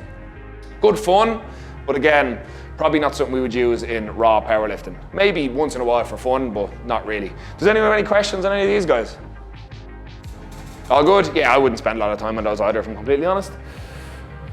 All right, so SBD apparel, I'm just throwing this in here because the pictures were cool and I decided I wanted to use them. So these are probably the world's biggest provider of powerlifting equipment at the moment. Although if you guys are interested in getting this equipment, like this type of equipment, at the moment, I would say you're probably better off going with a brand. Jesus. You're probably better off going with a brand called A7 because at the moment in Ireland we get hit with really big import tax on SBD gear unless you're getting it through Belgium. But it is absolutely phenomenal gear. But it's just a good way for you to get a picture of what it looks like. This is usually what knee sleeves look like. This is what a wrist strap looks like. I picked this picture because like obviously she's like gotten a bit of a pump on to do this. And like I admire the grind, you know what I mean? And then the guy in the middle here, he is wearing a singlet. So just so before anybody asks, yes, in all powerlifting competitions, you have to wear a singlet. And no, they don't look good on anybody. So that is what they look like. It doesn't have to necessarily be this brand, but everybody wears a singlet in competition. This is just the rules. It's to make sure nobody is wearing any supportive gear under like a pair of shorts or a t-shirt or anything like that. So it's the fairest way to do it. All right, any questions on any of the gear so far? Are we all good? Sweet, let's move on. So, some bits on some of the equipment we actually train with. Most powerlifting training is done on a power bar. This is a stiff bar, it doesn't bend, with tough knurling and a center knurling. So, if you didn't know, the rigid part of a barbell is called knurling. All right? Squats and bench are completed using an ER combo rack. Deadlifts are usually done on a 4x8 deadlift platform. There are also specialty barbells used in some competitions. The Squat Bastard bar, 25 kilo barbell, longer and thicker with full knurling, so the knurling doesn't have any gaps in it, just goes the whole way across the bar. And the deadlift bar, it's 20 kilo barbell, lower tensile strength, meaning the barbell will bend, it's thinner in diameter and has a very aggressive knurling. I missed a G in aggressive, don't worry about it. Or did I? Yeah, I did, whatever. In any case, all this doesn't really matter. You can train powerlifting on any barbell with any plates, on any squat rack, on any platform. If you can pick the bar up off the ground, if you can walk it out of a rack and squat it, and if you can lay down on a bench and press it, you can do powerlifting. This is just idealistic set of circumstances. So this is usually what we'll use to train on in competition, and some specialty competitions will use this type of equipment instead of the standard power bar. In the IPF, the Irish Powerlifting Federation, all 3 lifts are done on a standard 20 kilo power bar that you would see in almost every gym. Alrighty, food, yeah, nutrition. That is me with an absolutely massive pizza in Florida. I couldn't get a picture of anybody. I was trying to get a picture of like somebody eating in the back of a competition or during training. I couldn't, so there's me with a pizza. It was lovely, by the way. It was amazing pizza. All right. So this is a very important one, all right? So I didn't make a massive amount of slides on this because I want to kind of talk to you a bit more about it. So powerlifting is about demonstrating maximum strength in a narrow spectrum, the big 3. Nutrition guidance is geared towards feeding this goal. You will rarely see an athlete over time stay in the same weight category. Most athletes will move up a weight class to continue making progress. it's important to understand that this is not an excuse to become a slob, all right? We are not promoting obesity, we're not promoting unhealthy habits, but it's to come away from the mindset in, let's say, bodybuilding, where it's to be just the most ripped and, you know, shredded as you can be, while also being an emotional wreck with a, you know, erectile dysfunction. We actually want people to be able to perform. The reason people are laughing is because they know it's true. All right. Powerlifting training itself builds a phenomenal base of muscle and muscle mass. Generally speaking, we will see highly developed lats, traps, pecs, triceps, glutes, and hamstrings. However, due to the lack of specialization in building muscle and hypertrophy, there's no comparison to a bodybuilder. Bodybuilders look better than powerlifters. That is just a fact. All right? Our goal with powerlifting is to make you as strong as possible in the big three. Everything else is secondary. So you can absolutely make very good aesthetic gains doing powerlifting style training. And remember, this talks about the general public. And what we're generally trying to do when we're talking to the average person is to use health promoting habits. There's not an awful lot of health promoting habits that come out of bodybuilding in the sporting sense. In the training sense, yes, absolutely. And in the whole idea of like tracking your food and all that, absolutely. But in this sense, we would rather switch people's mindset to what they can do to improve their performance, because usually speaking, as people's performance improves, usually the relationship with food improves, and it switches their mind, this is something we'll get onto later, it switches their mindset from being strictly goal-orientated to being more process-orientated, which is what we'd usually want. It can be very discouraging for somebody if they're not seeing massive change over the course of weeks and months when it comes to their physique, if they don't, because your body changes gradually over time unless you're doing something really extreme. However, if somebody knows that their squat went from being an empty 15 kilo bar to 40 kilos in the space of 6 weeks because they got really good at it, they got efficient at it, and they practiced it, that's a big win for people. It's good. They can use that as a measure to keep them going. And ultimately what we want as trainers is clients that are adherent to what we're trying to do and are consistent with their efforts. You've probably been through this yourself where you go through periods of low motivation, especially if you're trying to achieve an aesthetic goal. And we all do this with our food where we have the fuck it moment. We went 100 calories over. So we said, grand, 1,000 calories, what's the difference? And we just eat absolutely everything in sight. So with this in mind, most athletes are encouraged to eat up a weight class. We'll get onto that more in a second. Choosing to fuel training generally yields better gains, faster recovery, improves skill development, and improves your leverages. Short-term loss of aesthetics will usually be worth the long-term strength development and muscle gain. Shifting the client or athlete's focus towards a more process-oriented approach will generally improve overall adherence. So basically what that means is it's absolutely fine for somebody in a short term to focus on building size and strength than to strictly be focused on cutting down and getting smaller and essentially getting weaker, all right? So, like for example, if you've never had somebody track calories before, and the first thing you do is try to get them to track calories into a deficit, it's probably not gonna work well because they've never tracked before, now you're trying to make them eat less food. So let's focus on, actually I'll give you a good analogy a friend of mine used before. When it comes to establishing what your goals are in the gym, it's usually better to focus on one thing than several things at once. If you chase 2 rabbits, you usually lose both, all right? However, if you chase 2 goals or 2 rabbits that are essentially feeding the same way, so size and strength usually go together. Trying to get stronger and gain muscle can be done together. If somebody, for example, wanted to lose weight and lower the resting heart rate, those 2 things can go together. If somebody wanted to improve their cardiovascular health and lose weight, those 2 things can go together. However, if somebody wants to get leaner and stronger at the same time, that's a much harder pie to bake, all right? So I would generally say, let your athletes focus on, again, not necessarily promoting them to start eating 6,000 calories a day, Jacob, and to maybe just encourage them to track regularly, enjoy their food, and focus on the developments in training. You usually over time will see them come to a better understanding, better relationship with their food, better training, adherence, more compliance with what they're doing, and then eventually when you do want to take them into like a cut, for example, they're going to be much, much more receptive to that than if you had just immediately thrown that at them straight away. All right, does any of this make sense? Does anyone want to talk about the nutritional side a bit more? Because I have a lot I can say on it. Now we're good? All right. I mean, look at this. The point is like, most people want to just enjoy their life anyway, so not obsessing over whether or not you've got a visible 6-pack is probably a good thing for most people. Not to say it's bad to have that as a goal in the long run, but helping people understand that there's other things we can focus on when we come into the gym, like how much weight we lift, how strong we are, how well we lift, how good we feel, you know what I mean, how capable we feel. Especially if you can give your client enough knowledge and I suppose, confidence and competency to come into a gym, grab a barbell and a rack and run a full program. That's going to be much better for their adherence and what they're going to do in the long run than, you know, if you dictate that they, you know, can't have a Krispy Kreme every now and then, you know what I'm saying? Like what I tend to see a lot with clients is the switch on the other side. I guess they want you to lose weight, look good, so we get there, and then the goal switches to more performance based. Brilliant, yeah. Yeah, well, it's gonna that's gonna completely depend on the individual. This is like a really broad strokes thing. Again, understand that like most things, there's always gonna be an exception to the rule. So like you might have somebody who's already like in the mindset that what they're gonna do and what they wanna do and what's gonna help them adhere more is focusing on losing body fat and getting leaner and all that stuff. That's absolutely fine if they can do it. Do you know what I mean? But like, I mean, I'm gonna assume most people have had a client or set of clients in the past that they come in for one thing and they just really, really cannot stick with it no matter what you do with them. So sometimes maybe what they say they want and what they're able to give you there and then are two different things. You know what I mean? Whereas I don't know one person that's ever had their life get worse by just getting strong. Do you know what I mean? Oh no, I can open too many jars, you know what I mean? Anybody who starts anyway, most of the beginners who are a bit overweight, they would get stronger.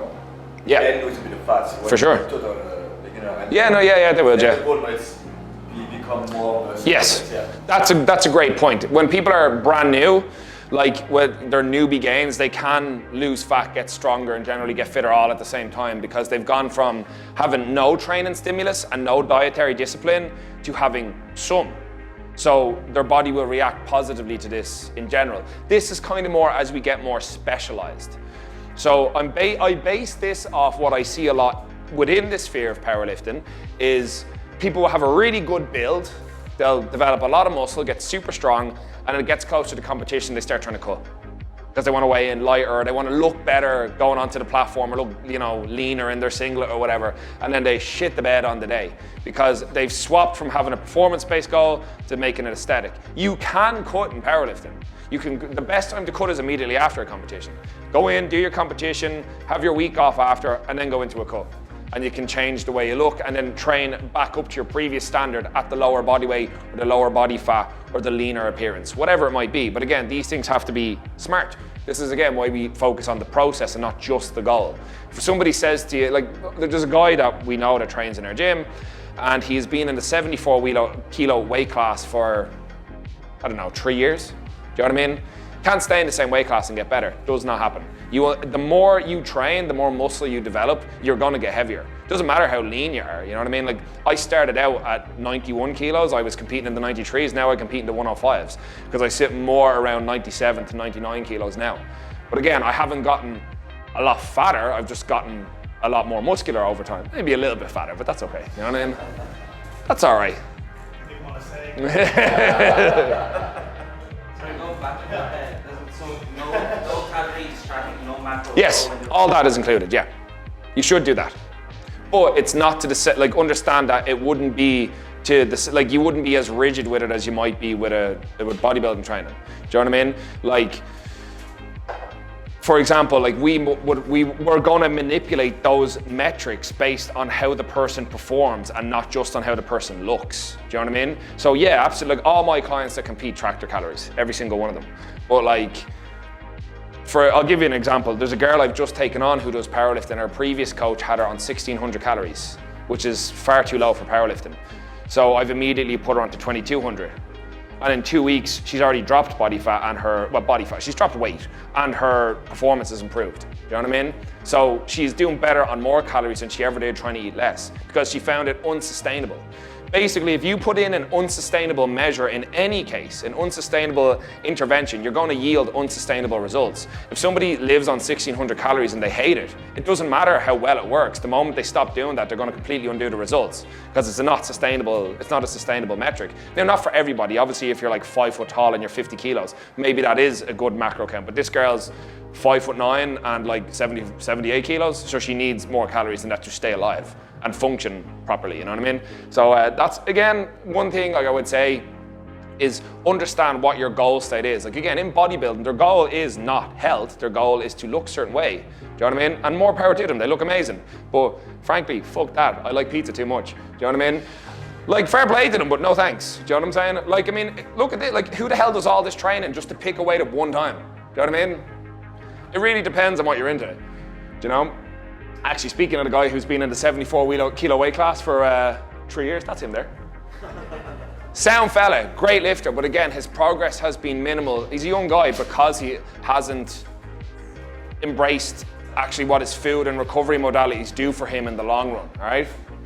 Rightio, gang, we will crack on, but just to briefly come back to what we were saying about the nutritional piece, just so I don't step over anything or leave anybody with some incorrect impressions. The nutritional side is treated much as it would be in any other sport. Your protein, fat and carb intake, as well as your overall calorie intake, is going to be highly important to your performance. So the only other considerations we would ever have when it comes to powerlifting and nutrition would be what macros we preface and why. So usually you're gonna, like most things, you're still gonna hit your protein target as normal. You are still training quite hard, so usually looking at 1 gram per pound body weight is usually roughly correct.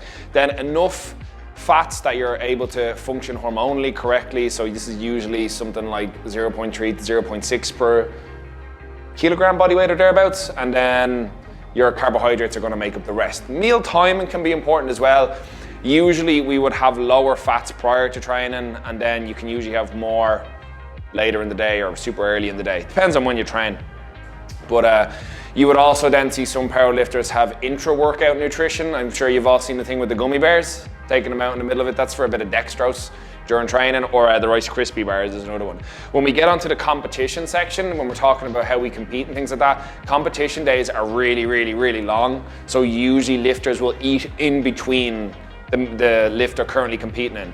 So people usually like warm up for squats, do all their squats, then they've got bench. So during bench, they might have something to eat, and then they're kind of fueled up again for deadlifts. But yeah, I would still recommend everybody, if they're training in any kind of athletic way, to have some kind of understanding and measure of your macros. If it's not measured, it's not managed. It's something you can't account for, you know what I mean? So recovery is absolutely vital to this style of training. There's no point in coming into the gym and trying to get stronger if you only sleep 5 hours a night because you're up all night playing League of Legends, Jacob. Or like, your macro makeup is like 10% protein, 80% carbs, and somehow another 80% of fats, Jacob. So yeah, your nutrition is absolutely vital. Your food quality, like all other things as well, is very important. But we do have a bit more wiggle room because, again, we're not worried about the aesthetics, although aesthetics do come with the territory if you're smart. You know what I mean? I will have, at the very end, I'm going to have a couple of pictures of comparisons between 2 male athletes, 2 female athletes, and then I've got 2 super heavyweights as well, just so you can see what I'm talking about. All right, we're going to press on to program. Does anyone have any questions on the nutrition piece, or are you good to move on? Alrighty, this is Shauna Rahman, who is one of my clients and will actually be working in Flyefit again. She worked in Flyefit for about 3 years and is coming back to Flyefit now next week. And she will be competing in April. So very, very good powerlifter, really knows her stuff and is doing quite well at the moment. So muscle versus movement. So in this sport, the goal is to train very specific movement patterns to a high level of specialization. It isn't about feeling the muscles work as we may hope to see in bodybuilding. It's about shifting the load from point A to point B as quickly as possible, as efficiently as possible. We also utilize ancillary movements to reinforce position, work on sticking points, and build stability through each movement. So basically, when we are training your squat, your bench, and your deadlift, we want that weight to go from where it starts to where it finishes as quick as we can. We're not like, so when we talked about the double pause squat, we are trying to get out of that bottom position as quick as we can. Same with the bench press. As soon as we get the press command off the chest, we want that back here as quick as we can. It's not about building a lot of muscle. You usually build your muscle in those positions through volume, but like we want those moves to be complete as quick as possible. We want you to be good at lifting heavy weights for not that many times. Do you know what I mean? But we build out your base, your muscular endurance. We build muscle through utilizing your ancillary movements. So this would be like your supportive movements, it would mean. That's where we come back to that variation list, close grip bench, high bar squats, block pull deadlifts, whatever it might be. To work on sticking points, build stability, like your tempo reps in each movement. So when we talk about feeling muscle, like again, you're not really worried about if you're feeling the muscles work when you're trying to pull 3 times your body weight off the floor. You don't really care what you're feeling, you just don't want to die. So that's what we mean about not worrying about it. And that's not that this is not an aspect of the training. Again, when you're doing accessory work like your overhead tricep extension, we do want to feel the triceps work. This is talking strictly about those big 3 movements. Like, I don't care if you feel your quads working on your one rep max effort on squats. I just want the bar to go from the bottom position to the top position and for you to lock it in and get 3 white lights. All right, does that piece make sense? Alrighty. Here is an example of a powerlifting training session. You might start your session with some technique work. Pause squat, 5 sets of 3, so just 3 reps, nice and easy. Technique work used as a warm-up to the deadlift. So what I mean by that is, the person might come in, do a super low RPE, so like very, very low effort, pause, squat, bit of technique work, stay nice and stable down in the bottom. This is going to get your body warmed up and moving before we get into the deadlift. The reason, for example, we might do something like 5 sets of 3 is to give somebody more practice on unracking, their walkout, their squat, re-rack. Like, you wouldn't believe how much of a difference that can make to somebody's performance just by being able to unrack a bar correctly and walk backwards. If you've ever unracked the bar with your feet behind the bar and had to do this, it does not feel good. Or if you ever see clients where they unrack in this like split stance, yeah, don't do that either. You'd want somebody to stand right in, right under, stand up, step, step, and then maybe adjust their feet a small bit and then start. So that's to practice that skill. So in this particular case, the comp deadlift is the movement of the day. It's the big move we're training. So comp deadlift, 2 sets of 1, so a single each at RP8. Main lift of the day, most taxing, and is the focus of the session. So again, we'd probably warm up to a heavy single at RP8, assess how it looked or how it moved, and then we'll make an assessment on what we do for the second attempt. Then we've got our back off set. So this is just to make up a little bit of volume on the deadlift. So 2 sets of 3, back off sets, load is reduced to maintain technical efficiency. So again, we're probably pretty fatigued after our single, so we'll have a significant drop off in the load just to maintain, again, technical efficiency, to make sure we're moving the bar in the same path as we did when we pulled the single. So for example, we don't want our hips shooting up, our back getting super rounded, or like doing any of this stuff on the way up, you know what I mean? Then close grip bench press 5x5 at RP 7 to 8. This is a variation working out of position and on weak points. So for example, if you need to do more tricep work, you might opt to do a heavy close grip 5x5 on bench, for example. And then hamstring curls, as we mentioned earlier, an overhead tricep extension, 3 sets of 15 RP 7 to 8, specifically targeting muscle groups not adequately worked in the main lift. So that's a bit of your volume work. Now, that is not an extensive list, and it's not necessarily that you would only do these things or this number of movements. This can be changed or edited depending. As an aside, sometimes I'm asked, do powerlifters do cardio? Yes, powerlifters should still do cardio. It should still, particularly low intensity, steady state cardio, we still want to do that to maintain healthy heart and healthy lungs, because recovery is still part of what we do. With some of my clients, because they enjoy conditioning work, but far out from a competition, I'll usually help make up some of their volume in a conditioning session. You know what I mean? So something like with like your air runner, your biker, your rower, whatever. But we just keep up that aerobic capacity, as well as building up some more movement and volume on movements we wouldn't normally train. So I might do some push presses, thrusters, some kettlebell swings, things like that. Like, absolutely no problem, but naturally closer to a competition you'll do less and less and less non-specific work, which we'll get into a little bit now. But yeah, so that's usually how a day would flow. You'll always start with a bit of technique work if you're doing technique work that day, then you'll come into your heavy lift, then your variations, and then your volume. Does anyone have any questions on this? Sound? And again, in this case I'm using RPE as the metric, but it can be anything to track whatever the intensity is. That I just use RPE personally. So how do we go about implementing powerlifting training? Assuming this is a novice participant, so assuming you've got a relatively new client, we would generally focus on the big 3 with little variation. So when somebody's very, very new to the sport and they're not very well trained on squat, bench, deadlift, we do not need to do pause deadlifts and front squats and close grip bench. We just need them to get good at squat, bench, and deadlift, so they can literally come to the gym every day of the week and do these movements. And they don't have to do all 3 every day, but that is what we will focus on. We don't need variation if they're already new to the move.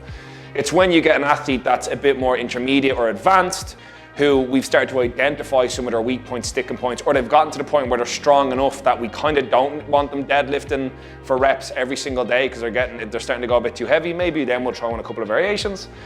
The program will then be filled out with accessories. So again, accessories will prop up the muscles that are not adequately worked hard enough in the big three. As participants progress, we introduce a variety of variations to the big three, as mentioned. This serves several purposes: improve in positions that need work, act as load restriction to prevent athletes overshooting and accumulating too much fatigue. So again, if somebody starts to get really, really good at a lift, they're going to be able to go heavy on it very frequently, but over the course of a few weeks, they'll start to get way, way too fatigued, and you'll start to see a drop in performance. So by introducing things like a tempo squat or a pause squat, you'll artificially bring down their load, because nobody can tempo squat what they can just regular squat. And if you can, I don't want to talk to you because you're a weirdo. All right. How do we go about it? And typically, we may start participants on a top-down programming template. Do people understand the difference between top-down and bottoms-up? Because I can explain that if you don't. All right, so top-down would be, here is your program, go do this. So you've already pre-written the template. You know nothing about the person. You've just given them a set program. Based off the information we yield, we start doing what's called bottoms up. So we base all the program around the athlete or the person or the client or whatever. So top down, sometimes it works fine when you're starting people out, because they're going to respond to anything. They could come in here, take 2 10-kilo dumbbells and just juggle them, and they're going to make progress because they'll respond to everything. But as people get more specialized, you can't just keep giving them generic templates. You need to specialize in what they do and what they need. Otherwise, they're going to stop making as much progress as they could, or worse, they'll start to regress.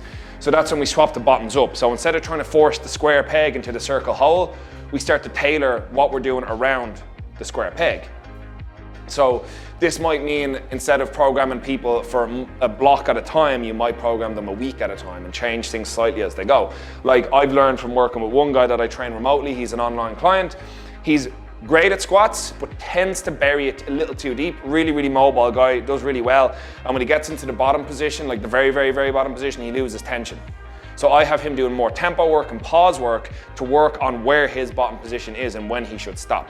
So by doing that, we've actually added an extra 10 kilos to his squat in the last 2 months. So that's pretty good, because all we've needed to change is just he knows when to stop, because training by himself, again, we're just watching videos online. So like by the time I get the feedback out to him again, he's probably gone and done a whole other week of squatting weight. Do you know what I mean when people squat too deep and their arse is going underneath them and they lose all the tension here? He was doing that. So just by moderating his depth a small bit through that, we've managed to add weight to the bar.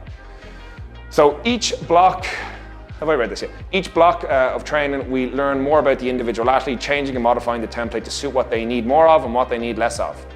So if you've somebody, a guy I train at the moment, just as an example, he usually, whenever he's benching, he's not with me, so I'm not there to lift him off. And every time, no matter how many times I explained to him how to lift off, he like bloody skull crushes the bar off the rack. And he's like, oh man, my elbows and wrists are really starting to hurt. So in his case, because I know he does most of his training by himself, the gym's not that busy, he can't ask for a spot, I've changed him over to primarily pressing with dumbbells, because he doesn't need to worry about unracking those, he can just pick them up and go. So again, a very small change built around the person. You probably do this already and just didn't know that maybe it was called top down and bottoms up.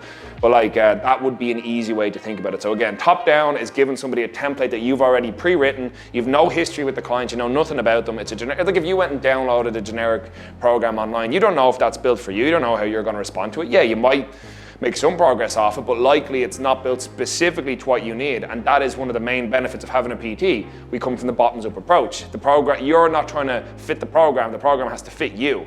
There's no point in me giving like a parent of 3 kids, here's your 5-day program, you know what I mean? Like I know you have to pick the kids up, but we all have the same 24 hours in a day. Never say that to somebody because they will smack the head of you. All right, does that make sense to everybody though, bottoms up and top down? All right, training is usually broken down into blocks. Each block is generally 4 to 8 weeks in duration. The idea is to begin each block at a lower RPE. So for example, if you're gonna do a 4-week block and front squats is the first move on day 1 for the 4 weeks, it might start at RP 6, then next week is RP 6 to 7, week 3 is 7 to 8, and week 8 is 8 to 9. And then the following block, we might have a bit of talk and you're like saying, I absolutely hate the front rack position, don't want to do that anymore. Great, we'll swap the high bar. And we'll do the same thing, RP 6, RP 6 to 7, RP 7 to 8, RP 8 to 9. That way the person is progressing within a block without having to deload at the end of each block, because all we're doing is changing the move, but we're still loading the quads. You know what I mean? So the idea is to begin each block at lower RP, then gradually increase as the block goes on. Implementing this system will reduce the requirement to schedule deloads into a training program, as the movement selection, intensity, volume, and overall RP will change at the beginning of each new block. The end of each block is a perfect time to review with the athlete and make necessary changes as they move into the next block of training. So that we are going to get onto deloads and things now, but I personally do not believe you need to just arbitrarily say, yeah, you're going to deload now. Because if someone's training's gone well and they feel good and training's gone fine, there's probably no reason to deload. You'll usually deload somebody when you start to see regression. Or in powerlifting, after a competition, perfect time. Because they've maxed out. They've gone in on one day and done all of their 3 big lifts for 9 attempts or 3 attempts each. They're probably knackered adrenally anyway. So I probably would schedule one then. Is there any questions on that piece, Kev? Yeah. It depends. We'd probably change something. Do you know what I mean? Like, so for example, we'd probably change either the sets and reps, the tempo, the rest period, or for example, like even at that, like let's say you've got a 4-week block and it's RP, the RP increases, then you decide to keep front squats, but you drop the RP. You still might start at 10 kilos heavier than you start at this block. So for you, because remember, it's perceived exertion. So your RP 6 on week 1 and week 5 might be totally different. You're probably stronger, more robust, and you're way more practiced in the movement. So you can start, I would naturally probably take the intensity down just a little bit at the start of a new block, because it's not just the one movement you have to consider, it's the full day and the full week. Because yeah, it might be that, yeah, well, I've been doing front squats for 4 weeks and I feel like I'm making progress. Like, yeah, but you were only squatting 2 days a week in the last block, and now we've added a 3rd day where you're doing belt squat. So we don't want your quads falling off you by the time you finish the week. Yep, absolutely. Yep, no problem with that at all. That's again a rough example. Some people don't need to change program that regularly at all. Generally, the only time I would really look at changing a program is some of its novelty. People like to do new things. I'm sure you're all aware of that. Some people like doing the same things over and over. Like I personally, if I think an athlete is getting enough out of a block and there's still scope to improve, we can run the block again. We don't have to change anything. If the progress is there, why change? Do you know what I mean? What you want to do is give yourself as much room to wiggle with your clients as possible. I'm a massive supporter of minimum effective dose. Why give somebody 5 sets when they can get the same progress off 2? All you're doing is fucking them up. You know what I mean? More is not always better in training. So usually that's another thing you can change. Even if you don't change the RPE, you can just add a set. Do you know what I mean? It's another way to, or take a set away, or slow down the tempo, or whatever, add reps. Like more with training is not necessarily always the best idea. In fact, I would generally tell people when they start, doing a little less is better, because they're still gonna respond no matter what, you know what I mean? So if I have somebody start and they say they want to train 5 days a week, I'll say, is that gonna be 5 days a week every single week of the year of, you know, if there's never going to be any kind of interruption to this, and they're like, well, you know what I mean? It's like, okay, so let's just dedicate to, let's say, 3 days, because you can definitely make 3 days almost every week of the year. And then if you decide to come a 4th or a 5th day, then we can factor that in. Like I can come up with something for you to do that's not going to interrupt the progress we can make in this time. It's why I really don't like if somebody, for example, says they're going to train 4 days, but they consistently skip day 3, for example. Like, oh, sorry, this week got away from me, or I had to go do this, or I had to go do that. It's like, yeah, but I've spread out the volume in such a way that it's across 4 days. If it wasn't going to be that way, I could have cut out some of the fluff and just put it on 3 days. Do you know what I mean? The number of days is not necessarily important. It's the work that's done, especially if you're doing a performance-based sport. Like, I say 4 days for powerlifting just as a generalization. You can get away with 3. I know some lads only train 2 and they're still strong as all hell, like, you know what I mean? So it's not the number of days, it's what work is done on those days that's important. But yeah, with the blocks, like, Jesus, if somebody's making progress on it, just keep going. Makes your job easier as well, you know what I mean? Copy, paste, good job, you know what I mean? Like, for real, like, I mean, if somebody is making progress, there's no real reason to change things arbitrarily. Unless the point of a block, for example, if you have somebody very far out from competition, and you don't want them building into a move too much, because it's not about them demonstrating strength right now, it's about them building up volume, and it's about them building up endurance and like developing a better resistance to muscular fatigue, then yeah, you might want to change things up semi-frequently so they can't over-adapt. Like right after a competition, I don't want athletes going anywhere over like 80 to 85% of what their current 1RM is on those lifts. Do you know what I mean? Because they've already demonstrated their max strength. Now we're back to building out a base. This is why we call it building and peaking. Imagine it's like a pyramid. Do you know what I mean? The peak is the absolute pinnacle demonstration of what you can do strength-wise, and ideally that will happen on a competition day. Sometimes it's awful and it happens like a week before and then the competition goes like dog shit, or sometimes it happens like a week after, but ideally it's going to be then. Like in bodybuilding, they have like a peak week where they want to look their absolute best on that platform, on that stage, on that day. You know what I mean? That's what they're trying to achieve, because you'll see some guys come, if anyone here like into bodybuilding or do bodybuilding, or am I just using a bad analogy here? But if you aren't aware, what they'll generally try to do is they'll look their leanest and biggest on the stage when they're in front of the audience, in front of the judges. They don't want to walk out there looking like too soft or too depleted. They want to look their best that day. Some of them mistime it and actually look their best a week out, and then on the day they don't look quite as good. It's the same thing in powerlifting. We're trying to just peak you just right, just on the day of the competition. So that takes a lot of careful planning from the coach, do you know? But again, that only matters a lot if you're dealing with a very, very experienced or high-level powerlifter. If you were to happen to take a client to it, to be honest, it's more just about enjoying the day that's in it, because it's good crack. Does anyone have any questions on the blocks or any of that with changing RP as we go along? Are we all good? Sweet. Yeah, there's a little bit more here on this, I believe. Yeah. It is, however, appropriate to occasionally introduce, so we're talking about deloads. Deloads, low stress weeks, and pivot weeks. So here is what those are. Deloads. When an athlete begins to regress in their training, when all other factors are okay, sleep, food, stress, then it may be appropriate to deload them for approximately 1 week of sessions. So again, assuming everything else is going well in a person's life, they've no other factors as to why their performance in the gym could be dropping off. It might just be that they've been lifting too heavy for too long, or doing too many sets, or have built up cumulative fatigue slowly over a longer period of time, and the performance goes and starts to peter down. Yeah, then we might look at just doing a deload. Like, you still train the same number of days, you still all the same movements, but you knock it to like 60% of what you would have done otherwise, just to stay familiar with the movements. I generally wouldn't say people should just arbitrarily take a week off training, because they're not going to come back feeling the freshest then. They'll usually say, Jesus, I was really sore after my first session back. It's like, yeah, well, you've detrained for a week, so that's why. So again, it's better for somebody to do something like a deload if you're seeing regression in performance. Another option then is a low stress week, without changing the overall program, but reducing the number of sets and movements per workout. So if somebody normally goes in and does 6 exercises, maybe cut that down to 4. And if they normally do 3 to 4 sets, maybe make it 1 to 2 sets. So they're still going to the gym, they're still maintaining the habit, they're still lifting relatively heavy weights, but you're just cutting out the stress. So an hour and a half session becomes 45 minutes.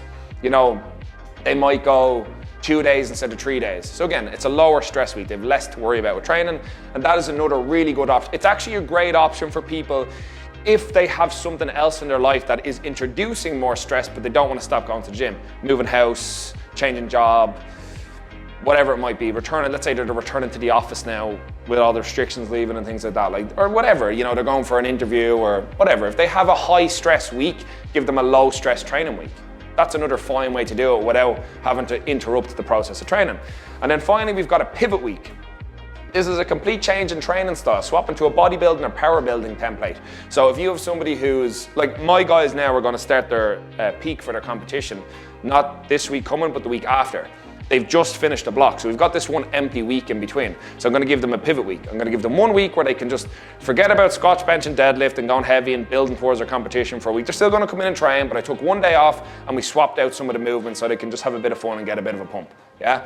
Especially after a competition. Somebody's been training on a barbell for 12 weeks, they're sick of the sight of back squats and putting on their sleeves and squat shoes and their belt and all that good stuff. So maybe we'll just do a week of like hack squats and walking lunges and burpees, I don't know. You know what I mean? Like just something totally different for them to do. Come into the gym, do a shitload of machines instead and, you know, take some quarter turns to the right poses after your comp. Something different, just to completely stimulate them for training again and completely de-stress them from the necessities of what would go into a powerlifting. So that's a pivot. So if you're going on a powerlifting and you go, oh, bodybuilding, you know what I mean?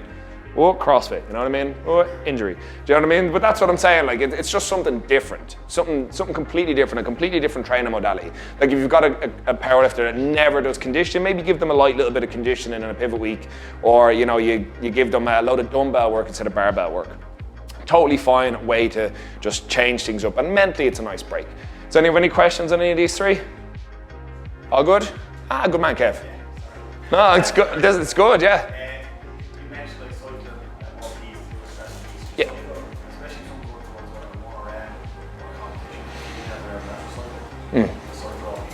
Yeah, for sure. Yeah. Again, that will really depend on the person. Do you know what I mean? Like, you can, like let's say for a female athlete who's like they're weak, they're ovulating, they're usually like a little tank, and then the week they're on their period, or the week prior to the period in some cases, just don't feel very good as their hormones change. You could cycle RP based on that, and then like I tried to time it that like the 4th week in a block is around when a lot of the girls are starting to ovulate, because they're just raw when they come into the gym, you know, and you'll get good results. Like one of the girls happened recently and she pulled 160 for a double. You know, that was previously her 1 rep max. So that's a fine way to do it. Same, you can base it off if you've got people who do like work at the airport and things like that. If they've got like 4 days on, 3 days off, 3 days on, 4 days off, you can try cycle it around the time they have 4 days off that they get like a test in, or like they're peaking of that. Like, but again, that's just juggling on your part, and again, it's more the individual. But yeah, I think it's absolutely fine to manipulate RP based on where people are in their week or ideally if we can, like. But you know, like in competition, for example, like we don't pick the dates, so sometimes, you know, shit out of luck, like you just got to go with what you got, like, you know. But the point is that competition is one of these things, and we will get onto the competition section shortly. Everyone has like an idealistic view. They want to be their absolute strongest and it's going to be the best day. But sometimes shit just goes wrong. Like, I've competed where I didn't fucking like feel well before, like, you know what I mean? Actually, there was one competition I did last August, like, do I have COVID? I didn't. I got it about 3 weeks later, but still, I felt like dog shit on the day. But I still went out and put up a good total, like, you know what I mean? So that's the point. Like, things are not always going to go according to plan, but you can still demonstrate really good strength, you know? But yeah, you could do that. But I suppose the only caveat I would say is, especially if you're training somebody for competition, I wouldn't come to rely on it, because you don't want to introduce something else for them to stress about, like, oh, Kev, I'm on my period that week, what do I do? You know what I mean? Like, it's like, oh well, you know what I mean? You'll be okay. And they'll be fine, you know what I mean? Like, yeah, again, all these factors are really, really down to the individual person, as opposed to like any hard set rule, like most things, you know? Like, I could tell somebody they only need to train 3 or 4 days a week, but they want to train 5 or 6. So I have to accommodate for what their needs and wants are as well, you know? Did you have a question, Dave? Oh, no. Oh, good, all right, I thought you were to give him the L. Oh. I could just see it in your eyes. Like, are we all good to move on? I work with Dave. We're not just flirting, by the way. All right. All right. So we're going to look a little bit at coaching. So this is more specifically the role you can play for the client or athlete if they decide to go this way. This is Cian Madden, one of the abs lifters about to go out. This is not me, just so everybody knows. I know we look very similar. I'm about that jacked as well, you know what I'm saying? But all right, let's take a look. What is the difference between coaching and personal training? So this is, again, this is a very nuanced question, and this is more just opinion than actual fact, but let's break it down. There are a few mostly subjective differences between coach and a PT. Generally speaking, a PT will actively supervise and demonstrate exercise, acting as a guide. So your job as a trainer is, if we're in the jungle of getting fit, you're there with your machete going this way, you know what I mean? And they have to follow you to the safest, most efficient path to them getting in better shape and understanding exercise more. Coaching, on the other hand, encourages self-efficacy and auto-regulation on the client's part. The coach serves as a reliable source of information, course correction, and accountability. As a client matures and becomes more competent, it is natural for your role in their training to shift. So I'm sure all of you now have a client that really probably doesn't need you there, but the banter's good and they like knowing they have somebody, yeah, you can go heavier on that. You know what I mean? But they don't need to say, all right, Karen, this is a deadlift. We're going to hinge down to our hips. We're going to grab the bar. We're going to stick our chest up and we're going to stand up tall. Then we're going to bring the bar back down to the floor, right over our shoe. And then we're going to pick it back up again. We're going to do this for 3 sets and 8 reps. Do you want to give that a go? Not everybody needs that after 6 months, a year, whatever it might be. Some people just like having somebody there to rely on. And that's usually when you start shifting more into being more of a coach and strictly just PT. Again, not that there is a massive distinction. These names are relatively interchangeable. But just if we're going to make the distinction, that is how I would see it. With a coach, you want a person to be able to come to the gym and train and understand the goal of what they're trying to achieve within their program without you there holding their hand. But you are the filter for all the information. Like, I have a text on my phone there from a client asking me about foam rolling. You know what I mean? So you're going to act as like a filter for all the information they might see on YouTube or Google or I suppose nowadays TikTok and Instagram, you know what I mean? So you're gonna see it, they're gonna come to you and ask, what should I do about this? What about that? Could I do this? Should I be doing more of this? Should I be doing less of that? Do you know what I mean? So you're gonna be their course correction and keep them accountable. You wanna make sure that they are getting their training sessions in, they're not overshooting some days and undershooting other days, they're hitting their food right, things like that.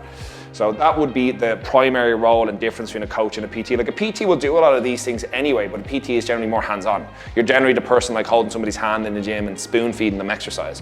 Whereas as a coach, again, you're allowed to stand back, they're gonna run their program and you're gonna watch what they do. Like, oh, those squats are a little high, or your heels are raising up there at the top, or on the bench, your head came up off the bench, you lost your arch a small bit, your deadlift, you were a little shaky there, and maybe take 5 kilos off, whatever it might be. Or just to spot people. Like I had a client in yesterday and she got a new 1 rep max on her squat because I was there to spot her. She probably would not have done that otherwise. So yeah, that's generally what it can be. Does anyone have any questions on this piece? Are we good to move on? Right. As with other athletes, powerlifters will need an outside perspective, an objective view of what they're doing. All the best athletes in the world, whether they're a boxer, a fighter, a runner, marathon runner, whatever, bodybuilder, CrossFitter, they all have coaches. Does everyone here watch CrossFit or are familiar with CrossFit athletes? Does everyone know who Matt Fraser is? Ever see the number of coaches he had for all these different things he was doing? That's the point. You are probably not the best. Even if you're a great powerlifter or a great lifter or a great athlete, you probably don't know everything about the sport or the training modality. So somebody can lend more to you than you currently know, or at least act as an objective filter to what you think. Again, we're full of emotions and biases and things we will just automatically think, so having somebody else handle these things for us is just better. Like, I don't do my own program. Abs Powerlifting do my program. You know what I mean? And that's just so I don't have to think about it. I just show up and do the thing. But I will have a discussion with the coaches on things that may change or benefit me individually. And again, that's how we go from top-down approach. We start with the template and then we bottoms up it and make it custom to the person. Everything from accountability with diet, training intensity, movement quality, load selection, RPE, and many other facets of training are closely monitored by the athlete's coach. The role you play will differ somewhat depending on the athlete. It is the coach's job to figure out what each individual needs, then program accordingly. So you may notice a theme here with most of these things. It really depends on the person.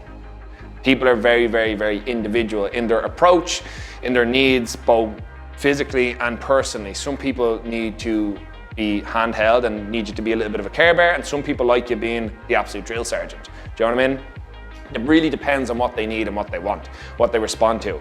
Like with my own training, I am fine to just show up and do it. I might ask a coach to come and have a look at something, but generally speaking, I don't really need a lot of hand holding or coddling, you know what I mean? Like, I had a bad competition last August and I had a couple of people try to console me. I was like, don't give a shit, it's just lifting weights. Whereas one of the girls had a bad competition and she broke down crying. Again, we handle things differently. It's not saying I'm great and she's bad, but we have different needs and it's up to the coach to identify what the needs of that lifter is. Do you know what I'm saying? Like, one of my clients told me recently enough that the reason she wants to do well at her competition is because she doesn't want to disappoint me. I was like, don't worry about disappointing me, I don't care. You know what I mean? Like, I care in so much as I want you to do well, but I'm not going to get upset if you miss a lift. Like, Jesus, relax. You know what I mean? Now, it probably doesn't help that every time she's going to go do it, I tell her I'm going to disown her if she misses the lift, but c'est la vie. All right, building versus peaking. The reason I wanted to introduce this picture, so this is me and Vinny Chung. Vinny's one of the PTs, as I mentioned, over in Flyefit and a fellow powerlifter. I was handling him on the day. I wanted to include it because see all these little blotches on his head? He maxed out so hard on his squat that all these blood vessels burst in his face. I was like, that's just hardcore, so I'm throwing that image up. It's not even as high quality as the other ones. And also Callum, the guy I mentioned, the 74 is just haunting in the background there. So building versus peaking. What is a build? A building phase is everything outside of peaking, deloading, or pivot weeks. The goal of the building phase is to build out a massive base to build upon. So again, like the pyramid, this is the base we establish early on. You do your volume, your endurance work, that all happens there. This phase is when an athlete can cut or bulk, work on positions they're weak in, or experiment with different variations, e.g. switching from conventional to sumo, as you asked earlier on. This would be the perfect time to do that. I forgot I wrote that, and I'm really happy that's in there. Athletes will only occasionally train the competition movements in this phase, usually no more than once per week. Volume is usually higher than the peak, whereas intensity, the load, is usually lower. So again, we still will train your competition bench squat and deadlift, but nowhere near as frequently. There's usually a lot of variation work in a build because we are trying to train you out of position to make you more robust in those positions. This will have good crossover when you come back to the competition lifts. We will still include them because we don't want you to become completely unfamiliar with them, but generally their frequency is a little lower. Anyone have any questions on building? That'd be like a good time to do some bodybuilding to put on Yeah, muscle that for sure. translate Yep. Usually one big change you'll usually see is you'll definitely do like 1 or 2 barbell moves a day, but the rest of it is going to be more bodybuilding style work. We tend to call this phase power building. So powerlifting and bodybuilding together. People like that now, like, yeah, I want to do power building, that sounds badass. I want to be kind of jacked and kind of strong. It means not specializing in either thing, do you know? So again, when we talk about chasing 2 rabbits, these 2 rabbits happen to be running in the same direction, so you kind of can do them both at the same time. You can build size and strength at the same time. So yeah, that would be a perfect time to build a little bit of mass. Like, so the guy taking the pictures here is Jacob. I coached Jacob when he started with me, he was 84 kilos, and now he is significantly more, but he is also a lot more jacked than he used to be. I should have probably stuck up some pictures of you up here, should I? Pictures of your deadlifts, like. So like, here's a good example. Last, what was it, July or August, he could barely deadlift 180 kilos off the floor, and then during the week he pulled 220 for a double. So that's massive progress in less than a year, so good job. Yay.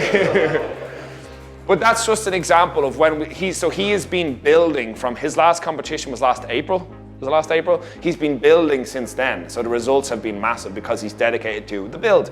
And now he's going to be coming into his peak in just a little over a week. So his accumulation of all that work is going to be this, so he'll have had a year to train between competitions. It isn't normally that long, but you'll see a massive difference in the numbers he manages to lift at this competition versus his last one.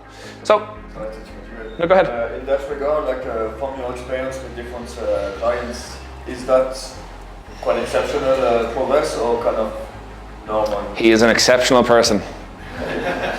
Don't mean that in strictly a compliment. He's unique. No, like, yeah, is that like, yeah, like there's other factors that come into play. Do you know what I mean? But yeah, absolutely. People can see, like Shauna has seen significant progress as well. Shauna Rahman, one of the girls who was in the pictures, as I mentioned, works in Flyefit, one of my clients as well. She has also seen a dramatic increase in her weights since her last competition. But again, this has just been adherent to nutrition, sleep, and training as well.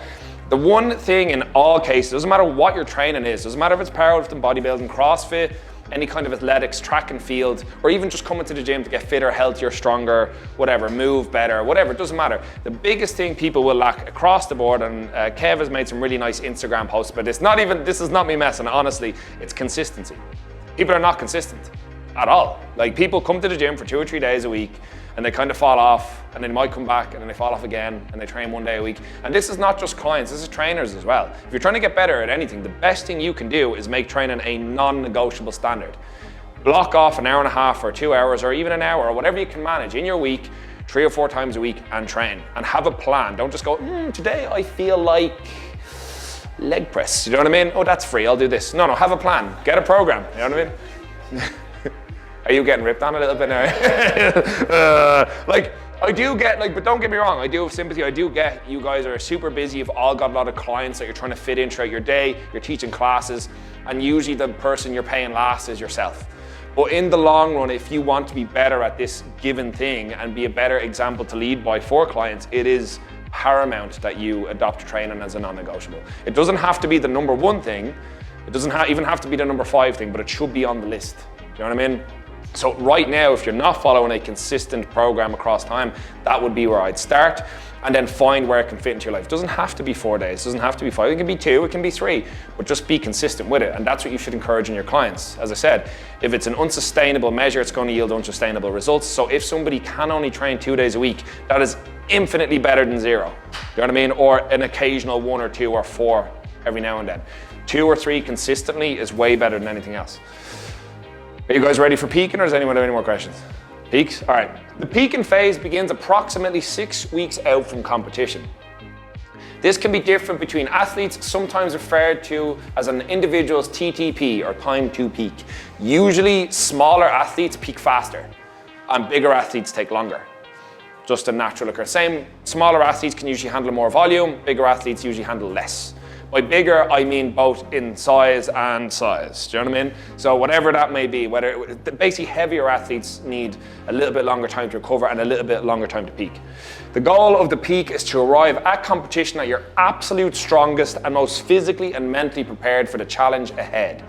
This phase is when athletes will practice the skill of single reps with commands, plan out a smooth dietary transition to hit target body weight for competition. Athletes will train the competition movements regularly, only utilizing a small number of variations. Volume usually begins moderate, then reduces, great job Ian, then reduces as we get closer to meet day. Intensity will gradually build through the peak, then drop off in the final 7 to 10 days. So basically, over the course of the 6 weeks, your volume, so the number of reps and sets you're doing, are still moderately high, but the closer you get to the competition, this is going to start coming down gradually, because we want you to be more and more recovered, so the less volume the better, because usually as the volume's dropping, the intensity's going up. So as the volume's coming down, the weights are getting heavier. Then usually about a week out, we probably stop you lifting exceptionally heavy. Usually on the squat and the deadlift. Bench, you'll usually still train heavy in the week of comp because you don't really need to deload bench at all. You will not be knocked out by bench. It's not that taxing of a move. And this is generally how peaks go. So again, the volume comes down, intensity goes up, and then we'll recover you for usually the last couple of days, and then you'll hopefully show up to the competition fresh as a daisy. Now, the one factor here that's very important if you are going to try this is not to drop the volume off so much that your athlete starts to get unfit coming into the competition. Do you know what I mean? We still need people in a trained state. And same way, the intensity shouldn't spike too rapidly because we don't want to absolutely fatigue the bollocks off somebody. Again, should have brought citations. There is evidence to suggest that a max effort deadlift, like all out maximum effort deadlift, can take 11 to 14 days to fully recover from. So that's 2 weeks of training where you cannot demonstrate your maximum strength again. Do you know what I mean? So we don't want to risk that coming into the peak. So usually we'd have people work up to singles at around an RP 9. So probably maybe 1 rep left in tank or maybe 5 kilos left in the tank, to fully demonstrate what power they might be able to generate on the day, assuming no other changes. Right, does anyone have any questions on peaking? We're good? Sweet. And then we have competing. So again, you'll have gone through your big long build, you've peaked, and now we're into the competition. So what happens on the lead up to competition? As athletes progress with training, they may choose to sign up to a competition. While there are several types of competition, we will focus on raw full power. So raw meaning we're not using any equipped lifting, so no bench shirts, no squat or deadlift suits. And full power means squat, bench and deadlift. The other types you'll see are push-pull and deadlift only. You just saw sometimes bench only. It's never squat only. But full power is squat, bench and deadlift. And that's what we're going to focus on. That is pretty much what all powerlifters compete in, is full power. Among other things, your athlete/client will need the appropriate attire and the experience with competition standards as well as commands. You as the coach will play an important role on the day.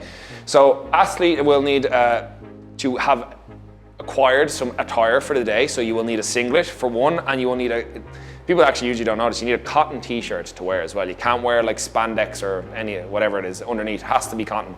And usually if it's a little bit tighter, the better, because you don't have a big baggy t-shirt on under a singlet. It doesn't look good. You look like you've mashed potatoes under your singlet. All right. You're going to need to wear some kind of footwear throughout the day as well. So again, squat shoes or flat shoes, and they will need to be worn for all 3 lifts. Again, you don't need to wear squat shoes for deadlifts, obviously. Usually people opt for a deadlift slipper or a barefoot shoe, like the Vivo barefoot shoes.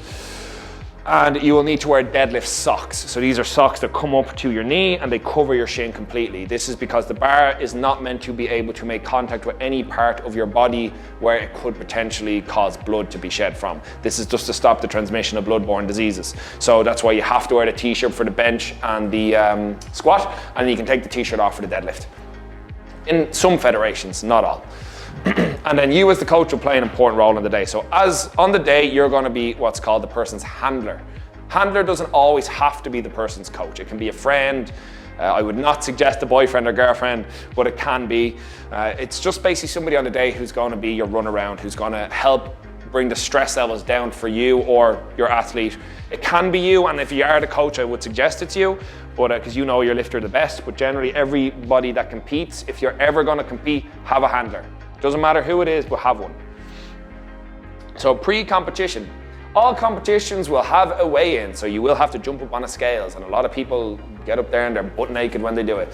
This will take place as a 24-hour or a 2-hour window. So like UFC and things like that, a lot of bigger competitions will have a 24-hour weigh-in window. So weigh-ins are available 24 hours before you're due to lift. This is probably the best and safest way to do it, because if somebody is going to cut weight for a competition, at least it gives them 24 hours to, you know, get their carbs back in, get their water back in. Has anyone ever done a water load and cut? You've done one? They're bad, like, they're awful, like, yeah. So, but when you've got that window to re-eat, you feel a little bit better, yeah? Yeah. Oh yeah, we do it, yeah. I did one for a competition in April 2021, and I lost 5.5 kilos in 3 days. Wow. Yes. Yeah. All you're doing is pissing, like the whole day, yeah. And then, yeah, it's brutal. I wouldn't recommend it for your first few competitions, but if you're ever actually in with a chance of winning or placing, you might consider a water load and cut, yeah. You manipulate your carbohydrate there as well. And lower residue food, so you'd eat less vegetables and things in the lead up. But this is like only a couple of days out. In the whole rest of the time, you're eating as normal. Then federations like the IPF, they use a 2-hour weigh-in window. This is to, again, try to eliminate that variability with people kind of cheating their way into weight classes. I personally am not a fan of this, because people will still do things like water cuts and they'll still try and compete, and usually the lifting then won't be as good as it could have been if there had just been a 24-hour weigh-in window. You know what I mean? So I'm not a fan of the 2-hour weigh-in window, but just if you do sign up for a competition, understand which one it is you're going to be dealing with. In Ireland, 2 of the bigger types of competition you'll see will be with the IPF, and that will be a 2-hour weigh-in window, or if you sign up for an AB series event, that will be a 24-hour weigh-in window. Usually as well, federations will have a fee to pay. You have to pay a fee to join the federation, and then a fee for the competition. Personally, no. If I have an athlete doing IPF, I'll see when the date is, and if I need them to drop weight, I'll have them drop the weight over the course of time, and then it's like landing a plane. You want it to land smooth. You don't want it to go and land, you know what I mean? Because that's what happens. You know, I would say if you are ever going to cut for a competition or you need to drop weight into a weight category, you come in slowly. But personally, I think cutting in powerlifting kind of defeats the purpose. Like, again, I understand if you're starting to get a bit too chubby, but I mean, worrying about what your weight is on the scales because you just have this picture of yourself being in a weight category, I think is kind of stupid. Like, it's like, it doesn't matter, just lift more weights. Like, I'd rather be stronger and heavier than be like, yeah, but I could be like 10% weaker and 10% lighter. It's like, yeah, it's a performance-based sport. Do you know what I mean? It's tough as well. I know it's more so, I noticed lately, more so in my club, it's the girls more so who have a harder time mentally going up a weight class. But again, I think it's just social stigma around girls gaining weight and things like that. But you'll see it with the lads as well. But generally speaking, there is not, again, as long as the weight gain is positive, it is lean muscle mass and it's yielding better performance and your body composition improves, we're not worried. Again, if you're just getting a big old belly, then yeah, like I said in an earlier slide, this is not an excuse to become a slob. No one should be getting into powerlifting just to become, you know, I don't know, like, you know, those food challenges and all that. Don't just be one of those people that wants to eat them. I ate 28 chicken wings in 8 minutes. You know what I mean? We don't need that. Like, where the point is we're just trying to shift people's focus away from strictly worrying about what they look like at all hours of the day and all days of the week, and say, all right, but I'm training to perform well at this competition in 8 weeks, so these sessions are going to matter more. You know what I mean? So, yeah, let's break this down. So that's the weigh-in window. You will need to provide the top table, so that's where all the information comes and goes from. Top table, your athletes' opening attempts on each lift prior to the competition beginning. Athletes are then divided into a flight and given a time they will begin lifting. It is strongly recommended that most athletes do not change anything about their routine, particularly their diets in the final lead of the competition. A short inventory is advised to reduce packing stress. So I'll break some of this down. So the top table is where all information is given for a meet. To register your athlete as being there, so usually you'll have paid to be part of the competition first. There'll be a roster. You'll usually come in, let your athlete go and set up and start changing, and you'll come and say, how you doing? Like, I don't know, well, Karen is here. Karen, well, give me a last name for her, Karen. What was it? There you go, Karen Murphy's here. to compete in the 69 kilo weight class or whatever it might be. You know what I'm saying? That's pretty much what it is. And they're like, oh yeah, no problem. And what are her opening attempts? So they'll ask what she's going to open with on squat, bench, and deadlift. Now, these can be changed later, but they do need to be given when you arrive, or some competitions will send out a spreadsheet ahead of time and you'll need to go in and fill them in. So that's going to be part of what the process is. And so you will need to have a rough idea of what your athlete's going to open on. As an aside, for openers, they should be a weight that's super easy for your athlete to hit. Doesn't matter if they've squatted it for 10 reps before, it should be a weight they can definitely go out and hit, no questions asked, because their nerves are going to be up here and their focus is going to be down here. And slowly as the competition goes on, they'll start focusing more and they'll be less nervous. But their first lift, their first squat attempt is probably going to be the worst lift of the day for them, Dave. All right? Because again, it's going to be, if it's their first meet especially, it's their first time walking out in front of an audience. They've never taken commands before or squatted to a standard in front of all these people before, all these judges and all these spotters on the side of the bar. So they're going to be super nervous, all right? So minimize the stress and make the weight a non-factor, yeah? With this, the most common thing you'll see is people they'll skip a command or something like that because they'll be so nervous. So let's just not make the weight something that they have to worry about and really just handle and minimize their stress on the day as they get to the platform. So it's advisable that all their opening attempts should be something relatively easy. You can kind of start relaxing on that as you get more into bench and deadlift. And again, there'll be a break between each movement. So usually like a 10-minute break between squats and bench, and usually it might be 10 minutes between bench and deadlift. So you can have a chat. What's up, Vinny? And this is the guy from the pictures, by the way. So it's totally fine to change attempts during those periods if your athlete wants to go a little heavier or a little lighter. Do you want to grab a chair, man? So in this piece here, you'll see athletes will be divided into a flight and given a time that they are lifting. This is why the attempts are important, because based on how much your athlete is going to open with, they will get put into a flight with lifters of a similar either body weight or a similar division if it's done by division, and who are lifting similar weights. This is to make it easier on the people on the platform who have to load the weights onto the bar and take them off between attempts. So for example, if your athlete's going to open at 100 kilos, let's say they're the fourth person on the lift, the open attempts for every other athlete might have gone like 90, then the second person 90, then 95, 97.5. Your athlete, somebody else doing 100, and then maybe somebody's doing 105, somebody's doing 110, and then they come back around, something like that. So it's to make the flow easier for the lifter, the guys spotting and loading on the platform. So this will dictate where you're going to go, and you'll be given a rough time to begin lifting. For example, if your flight is not till 2 o'clock in the day, but the competition begins at 9 a.m. You probably don't want to be there for 4 hours before you're due to lift, because it's going to be very, very stressful environment to be in. Especially depending on the competition. IPF is fine. It's usually just a little bit of light music in the background and it's very clinical. People do a lift and it's, like tennis. Whereas abs powerlifting competitions usually have a heavy metal band playing. So it's a little bit of a different buzz. All right, so again, we don't want to change anything drastic in the lead up to a competition, because we don't want to do anything that could potentially stress the athlete, their digestive system, cause them any unnecessary stress at all. This is why we don't recommend going on any big drastic diet changes or anything like that, besides when we talk about things like water cuts, which is not included in the slides for that reason. And we don't want to have them, sometimes you'll see when athletes are dropping off their training intensity, in the last week they're like, I'm gonna go for a few hikes. It's like, maybe don't do that. Don't do something that is a lot of demand on your body right before a competition. Or again, some of them go do things like dry needling, cupping, go for a big massage. Again, we don't do anything that can be considered stress to the body prior to competition. We want you coming in just as you would normally be. And then, because that's it, there's nothing else you can do. I've heard a good quote before from another lifter, it says there's very little you can do to make yourself stronger in the last couple of weeks, but there's an awful lot you can do to make yourself weaker. So don't risk anything. And then a short inventory is advised. Again, it's very easy to forget things. You're going to be bringing a lot of stuff. So just have a short list, like a checklist on your phone, a written list, whatever it might be. Make sure you've got your t-shirts, a spare t-shirt usually in case something spills in your bag, or if it's the wrong size, or if it's not allowed at the competition. Some competitions ban certain things. You've got your singlet, you've got your knee sleeves if you're using them, your belt, your shoes, whatever shoes you're wearing, socks, things like that. Wrist wraps. I'd always say to people, bring their own chalk as well, because sometimes the chalk at competitions is shit, or they just don't have enough. Or somebody's after knocking over the chalk bowl and they're calling your name. So it's just better to have your own. The other one then people don't know as well as baby powder, talc. We put that on our legs for deadlifts, especially if you train, you've probably seen powerlifters with all the stuff on their legs and just assumed it was chalk. What happens is when you're deadlifting, as the weight gets heavier and your quads get bigger, when you get to here, the bar will get absolutely glued to your quads. All right, with a bit of baby powder, go whoop, it'll just come right up. So it just breaks up some of the abrasion that happens there. Does anyone have any questions on any of the pre-competition stuff? All good?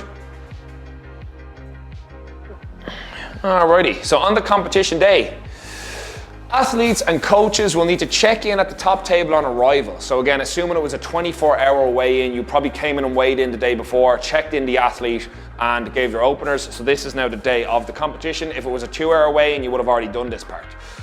While there is usually a flight schedule, this can change. It's the worst thing in the world. I had 2 girls who were due to lift at 1 o'clock before, and we're told at 11:15 the flight was starting in 15 minutes.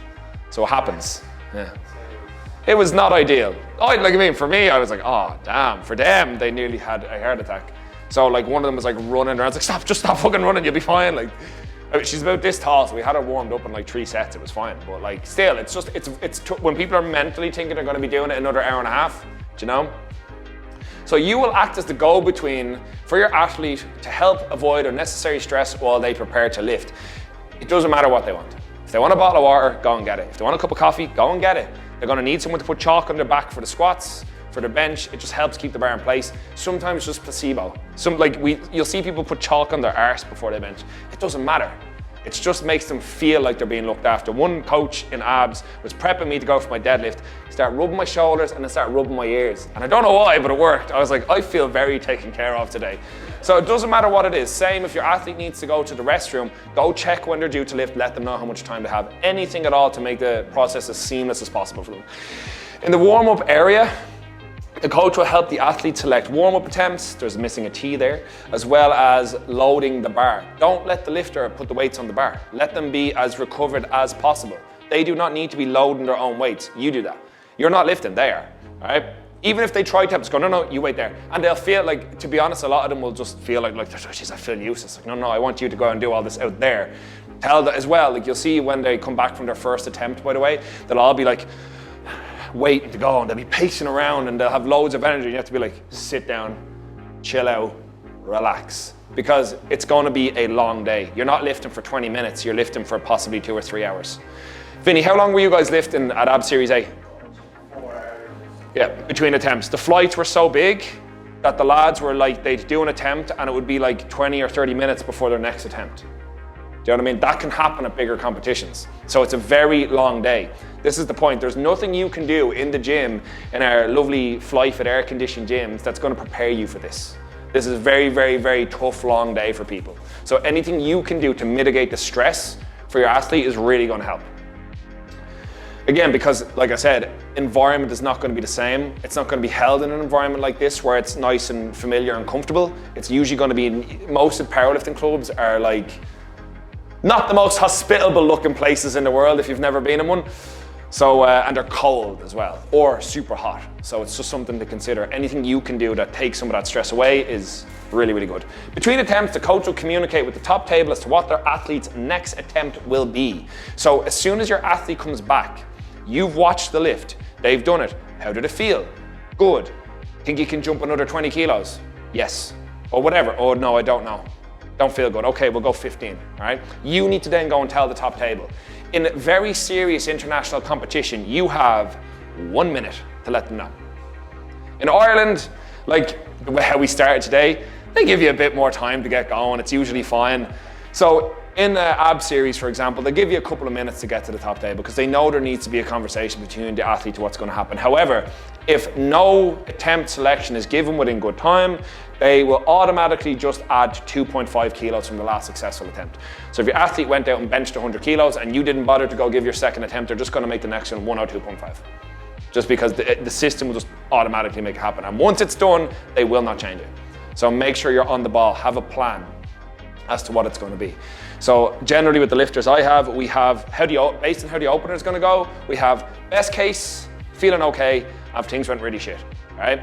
And here's another good example. If you miss an attempt, so let's say your athlete goes out and they missed the first attempt on depth, take it again. Don't add weight, it doesn't matter what they missed on, take it again and get that weight locked in before adding on more weight.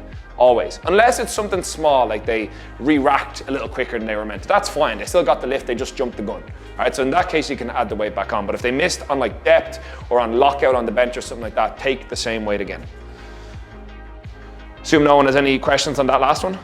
All good? All right, how will the day run? Every flight will begin with the first squat attempt. The weight selected for each opening attempt will dictate the order in which the athletes will be called to the platform. This will go from lightest to heaviest.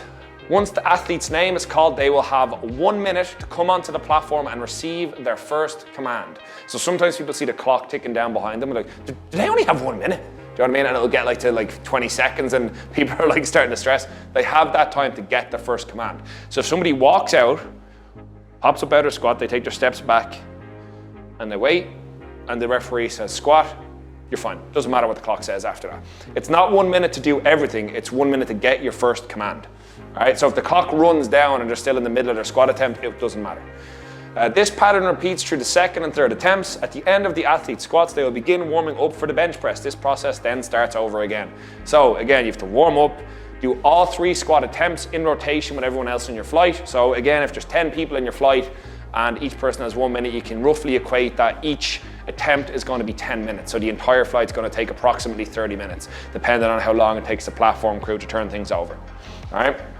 And then when you're finished all your squats, you're going to come back, probably take a couple of minutes maybe to change out of some things. Maybe you're changing shoes or taking off your knee sleeves or whatever, and then you're going to start warming up for bench. So the whole process starts over again for bench. And then again, after the bench is all done, you take some time to collect your thoughts, maybe change whatever, put on your deadlift socks, and then you're warming back up for deadlift. So as you can imagine, it's a lot of warming up and then going out and doing things and coming back and doing it. This is why people eat in between, because it's a long ass day. So then Snack between flights if there's a lot. yeah, for sure. Like I would usually you'll see people eat like Rice Krispie bars. Because they're a bit starchier, they don't spike your blood sugar as quick, but it's a good source of carbs. Do you know what I mean? So yeah, you usually see people do that. Generally, we would avoid anything that's overly high in fats because the digestion's so slow that you're going to feel it when you're lifting. Do you know what I mean? Yeah, Jaffa cakes, yeah. Good one, yeah. Anything that would be considered like any good training carbs is fine. And anything that, obviously you don't want to be sitting there milling a fucking lunchbox full of sandwiches, you know what I mean? You're going to be walking out for bench and going, Jesus Christ, that was a mistake.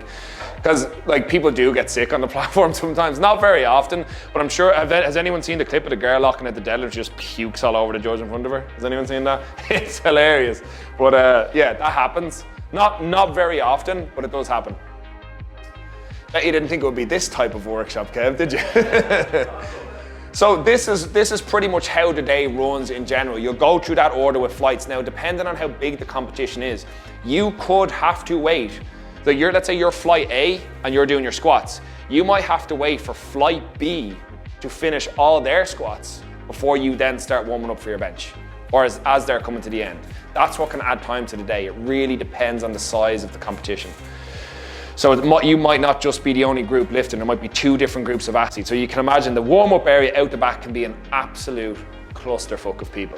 This is why in most competitions we try to only have coaches and their lifters in the back, because it makes it very, very busy. For example, if you've 5 squat racks and you've 30 lifters, that's a lot of people trying to warm up, you know? So if you can be there for an athlete and help them mitigate the stress of everything that's going on around them and keep them focused on what's going on. And like, so what I generally do is I will bully my athletes onto a rack. I will just push people out and say, yeah, they're gonna go here now. And you have to be that way sometimes because you'll get a lot of international coaches in who are very, very, very aggressive with racks. Again, this is only a bigger competition, this isn't to scare you away. If it's a domestic competition, you're fine. People will be grand. They'll be like, oh yeah, jump on here beside me. Do you know what I mean? But if it's only a couple of racks and there's a lot of athletes, you're really gonna have to work hard to make sure your athletes get their warm-ups in, because even if you have an ideal scenario, you've got all the rack to yourself or there's only 2 or 3 lifters on it, usually it's not going to be the same type of warm-up as they would do in training. It's not going to be in the same jumps or just as ideal as you would like it to be. We're trying to make the best of a fairly hectic scenario here. All right. In terms of warm-up, like volume and intensity, like what's I would usually start people off on the empty bar, and I would do anything from 10 to 20 reps just to start getting their, let's say it's squats, hips nice and mobile, get a bit of blood flow through the calves, quads, hamstrings, glutes, get them in that position and repeat the pattern at a very low weight lots of times. Then we might go, depends on what the person's lifting. We'll load on their first increment, maybe do 5 reps, second increment do 3, and then everything after that's probably 2 or 1. Do you know what I mean? Because again, we just want them to feel out a weight and see how they're feeling, how they're moving, and then practice a couple of commands. How close to the first attempt are you going? Depends on who the athlete is. Like, so for example, if it's me, right, and if I'm gonna open, no, I won't use me as an example because that sounds super conceited if I do that, right? Let's just say, like for example, Shauna, one of my clients, squatted 150 kilos yesterday. So we'll probably take that for, let's say, her second attempt. So her first attempt is probably gonna, let's say, be something more like 140. So her last warm-up is probably gonna be somewhere between 127.5 to 132.5. Usually on squats, 7.5 kilo jumps are like a really safe bet. 10 kilos if you're feeling a bit more ambitious. And it's slightly different if it's males, because usually they're gonna lift a bit more. So the increments will be usually a bit bigger. And then increments on bench are much smaller, and increments on deadlifts are much bigger. Like, there's people that take 50 kilo jumps on deadlift, like. Do you know what I mean? So it really, really depends. It's a good question, but it really depends. Smaller athletes that aren't lifting as much are gonna use less warm-ups. Bigger athletes, just by the nature of the way they lift, are gonna take more warm-ups. Like, so powerlifting, we load in 25 kilo plates, not 20s. So they're just this big steel flat, big steel flat weight, like a big plate made of steel. And they'll usually still go 70, 120, 170, 220, 270, whatever they're going up to. Do you know what I mean? So usually it'll go up in red plates. Occasionally you might throw on a 15 kilo plate just to average it off depending on the size of the person. Do you know? Like if I'm squatting, I like to hit usually like 250 before I take 270, do you know what I mean? But again, it depends on who I'm lifting with and what the day is. Does that answer your question? Anybody else? All good? So the conclusion of your competition. At the end of the day, the lifter with the best total or formula will place in the top 3 of each division or weight class. Your total is the added number of your heaviest successful attempts. So whatever your best and most successful attempt was on squat, bench, and deadlift, those 3 numbers are added together. That's your total. All right. So it's not all 9 lifts or all the successful lifts. It's just the most successful one of each of the 3. Formula is a calculation of total to body weight. The 2 most popular formulas are Wilks and Dots. Regardless of where you place, you will be presented with a certificate of attendance. So you'll get what the competition was, your name, your body weight, your total, and the successful lifts. Your results will also be posted on openpowerlifting.org. So every reputable competition goes on Open Powerlifting. So you can see how somebody's tracked over time and how they've improved and what their scores are. Incidentally, if you already do train squat, bench, and deadlift, and you're interested to know what your Wilks or Dots score is, there's a website called Dots Calculator. That's the one we use more often now. And you can put in your total and everyone's like, gonna just check that now. Everyone's gonna you can look in and see what your Dots or whatever would be. There is a Wilks calculator online as well. So it'd be your total, put in your gender, your weight, and then your raw. So just click calculate and it will give you the number. Usually if you're looking for a standard to hold an arbitrary standard, doesn't matter. But if you're looking for an arbitrary standard, 400 Dots or Wilks for a male is considered very, very good standard. And for girls, it's about 360. All right, so 360 for girls, 400 for lads. And that you'd be considered a good standard of powerlifting then. All right, any questions on the conclusion piece? Alrighty, so again, that was, if anyone wants to check, it's Dots Calculator, and then if you want to look up any powerlifters of repute and see what their totals or scores are, you can go on openpowerlifting.org. There, you'll actually see there's a drop down for the totals, or not the totals, the formulas, and there's like 8 or 9 of them, and some of them are mad. These 2 are the only ones that really matter. All right, so this is just a small piece of advice when it comes to the day. That is me hugging one of my clients who finished their last deadlift, and we're very, very happy. I put it there because I don't hug people, so that's one of the only times you'll ever see it. All right, you can actually, if I bring it back, you can probably actually just see the reluctance in my, you know what I mean? All right, so this is just as an aside. It's not really a massive part of today's workshop, but especially if it's the athlete's first competition day, just enjoy it. Just enjoy the competition. It doesn't matter if they max out or not, or if they win something, just let them enjoy it. The fact that people are willing to stand up and do this, wearing a singlet in front of loads of people, something that you have to be essentially poured into, you know what I mean? It's already a win that they're there. You know what I mean? If you get somebody to that point, you're already onto a winner. So fair play, and fair play to them especially. Personal bests are great, but going 9 for 9, completing all attempts successfully is a lot better. If somebody can go out and say, you know what, I think I could have gone heavier on that, I want to do another one of those. That's brilliant. You're brilliant. You've basically locked, your client's going to train with you again for another 3 to 5 months. It will be a long day, potentially 2 to 3 hours for the athlete, as their coach endeavour to keep them calm between attempts, then bring them up before each attempt. So again, you don't want their adrenaline up super high for the first hour and then crash towards the end. It's important to manage how they're getting on throughout the day. You'll actually see, if you ever watch any high-level powerlifting, a lot of the lifters, it's actually quite, there's one of the girls, what she does is she, in between her attempts, she puts on her headphones, puts a blanket around her, sits on the floor and reads a book. She just wants to be as chilled out as possible between attempts, and then before she goes out, her coach is like, rah, like shaking the shit out of her to wake her back up. And that works, you know what I mean? For some people, depends on what you want. Like some people like to be slapped in the back and all before they go out. I'd fucking kill someone if they tried to slap me before I swear to God. You know what I mean? All right. So do everything you can to make the competition as seamless for them as possible. The entire day is quite taxing on their body and CNS, their central nervous system. It's very, very taxing. You will usually, the person the next day will feel like they've been hit by a bus, because it's just, even though they might not necessarily max out on their lifts, or maybe they will as well, but it's just a very long, tiring day. Bring plenty of water, food, and stimulant of choice. I mean energy drinks by that, by the way. Always respect the judge's final decision. Arguing will not see the ruling overturned. Look, if they red light your client, just doesn't matter. Take it.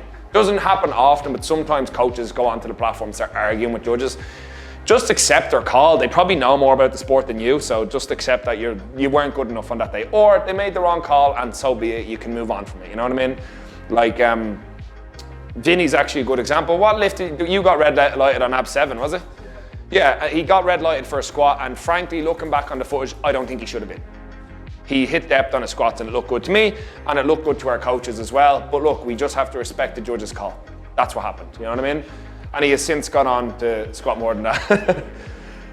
No, but you get what I'm saying? Like again, just it doesn't matter if they get it or not, as long as they're there and they're competing, that's the main thing. The only thing you'd want to try and avoid for anyone is what we call bombing out, which is where if you miss all 3 attempts on one lift, so if you don't make any squat attempts, you're essentially disqualified from the competition. You can still go and finish the rest of your attempts, but your total won't matter. It won't factor into, you literally just, if you go into open powerlifting, just say DQ. It won't give you a total or a score. So that's probably the safest thing. It's why I'm saying always open light, so your client will always get that attempt and they will always get a finish and score at the end. Alrighty. So the rules, let's look at some of the bits and pieces for the competition. I was very happy with this picture just because I can actually show you what the lights look like. So there's 2 referees or judges at the side and 1 in the middle, all right, for every lift. And usually they rotate between squat, bench and deadlift, just to keep it fair.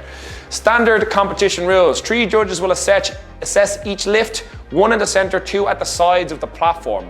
Judges will grant a lifter either a white or a red light. A white light means that the judge was satisfied with the standard of the lift. A red light means that the judge was not satisfied with the standard of the lift. The lift is considered good if the majority of judges agree, either 2 to 1 or 3 white lights. So even if you get 1 red light, it doesn't matter. If you got a 2 to 1, you're still good. You must meet the competition standards to secure your 3 white lights. Full depth, good lockouts, following commands, etc. There are several things that can get you red lighted, however. So let's look at some of the things that can get us red lighted. You can get red lighted for missing the lift, so not being strong enough, skipping commands, timing out, so you don't get your command within 1 minute, you will just automatically get red lighted, not reaching the standard, so if your squats are high, you've soft elbows on your bench, or you've soft knees on the deadlift, if there is any downward motion on the barbell. So if you're coming up and you tip to one side slightly, and this side of the bar tips down, and then you go back up, you will get red lighted on this side. Jacob. There can be no downward motion on the concentric portion of the lift. So in the lifting phase, so same if you're benching and one elbow starts to go and you start doing this, and you can do this, you'll get red lighted on that side at least, because there was downward motion on the bar. All right, any questions on the rules? Oh, you can struggle, you just can't have downward motion. So if you stop, that's one thing, but if it goes down, yeah, you'll get red lighted. No downward motion, not even a little bit.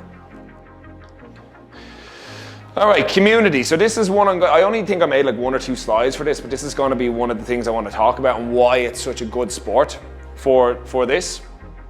So that's one of the girls and 3 of the coaches at one of the international competitions. These are all the other lifters in the background taking things far more seriously than the Irish generally do. All right. So powerlifting communities and camaraderie. Many athletes belong to a club or work under the same coach. Unlike other individual sports, powerlifters will almost always train in a group. This is for multiple reasons: friendship, spotting, accountability, and critique. The sense of camaraderie fostered helps to keep the athletes training consistently, even through bouts of low motivation. So the sport itself is, it's quite a narrow spectrum in which to train. It's squatting, benching, and deadlifting. It's not incredibly, it's not a high skill sport. I've made this observation before in my own gym. We have 2 Alico platforms in Swords.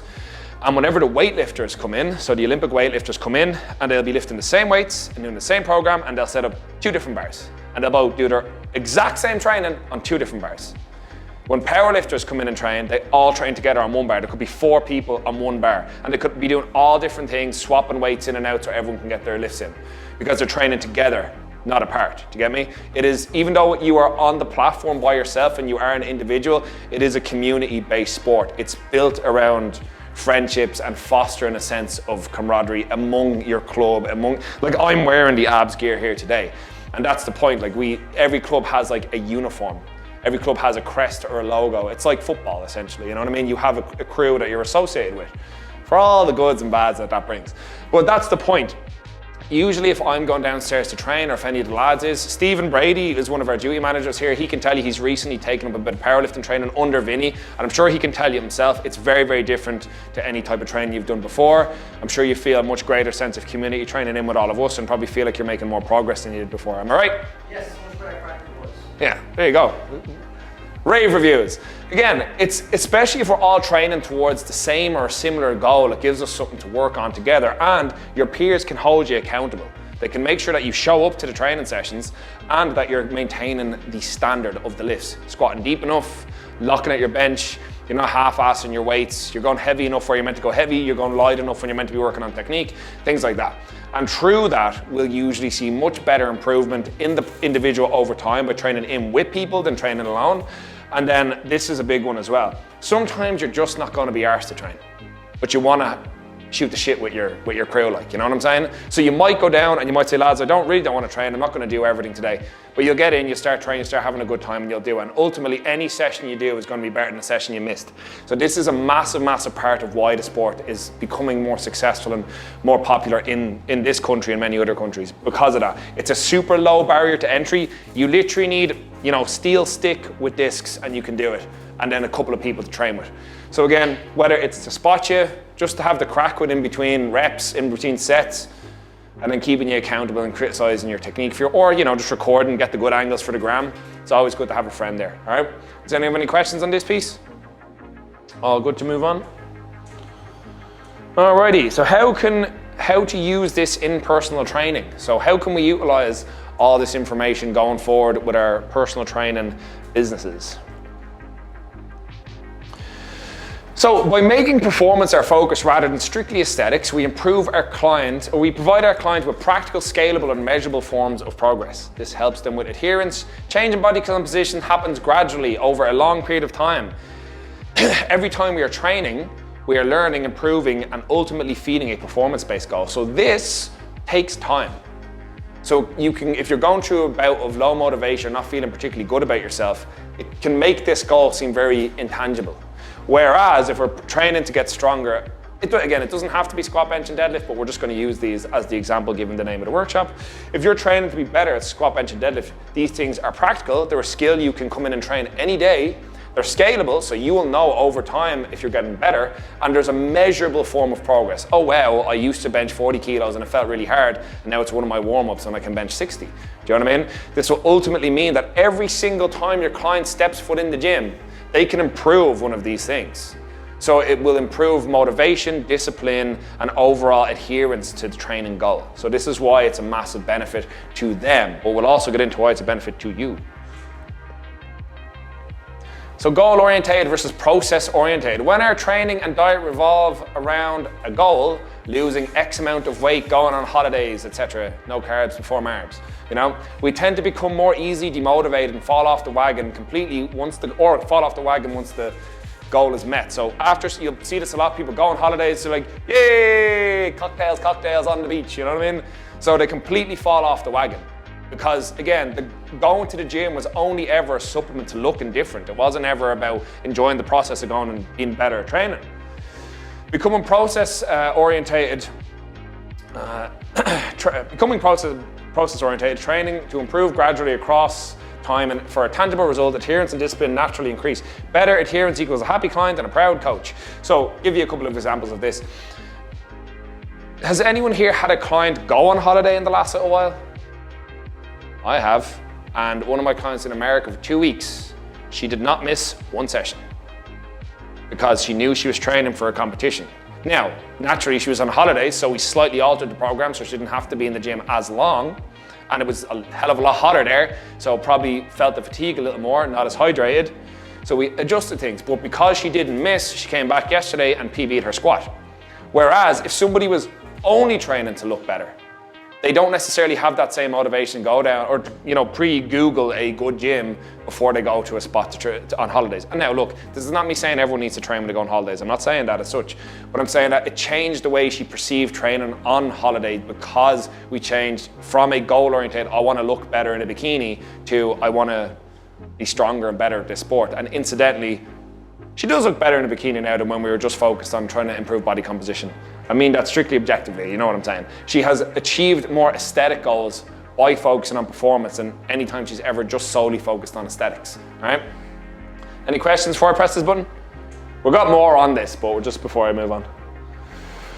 All right, practical benefits. So for you, when a client is more adherent to training and diet, this will have several benefits to the coach. Consistent sessions, monthly payments for coaching over a long period of time. If somebody has something to train towards that takes months to prepare for, they're gonna need you, all right? So that gives you a more long-term secure income. Do you know what I mean? I know, like, we're just in the early part of the year now, so most of you are probably super busy, but if you've ever gone through a patch of time where like you've got clients falling off and not enough people replace them, it's quite stressful for trainers, you know what I mean? And especially we're all coming back after all the lockdowns and things like that was a massive pain in the hull. So by having people that want to train consistently towards a goal, who need you there to be part of the process and coach them, whether it's in person, semi-private, online, whatever, this keeps somebody around and keeps them paying you. So again, to completely strip back all the, like, you know, benefits to them and benefits to you and knowledge and blah, blah, blah, you guys still need to get paid. This will keep that person paying you for longer, all right? That's what it means. It's marketable. Examples of your expertise yielding a positive result. This is the point. Everybody can stick up a before and after picture. It's not hard. Cut somebody's calories down to 1,200 for 4 weeks and they look skinnier, and stick that up online.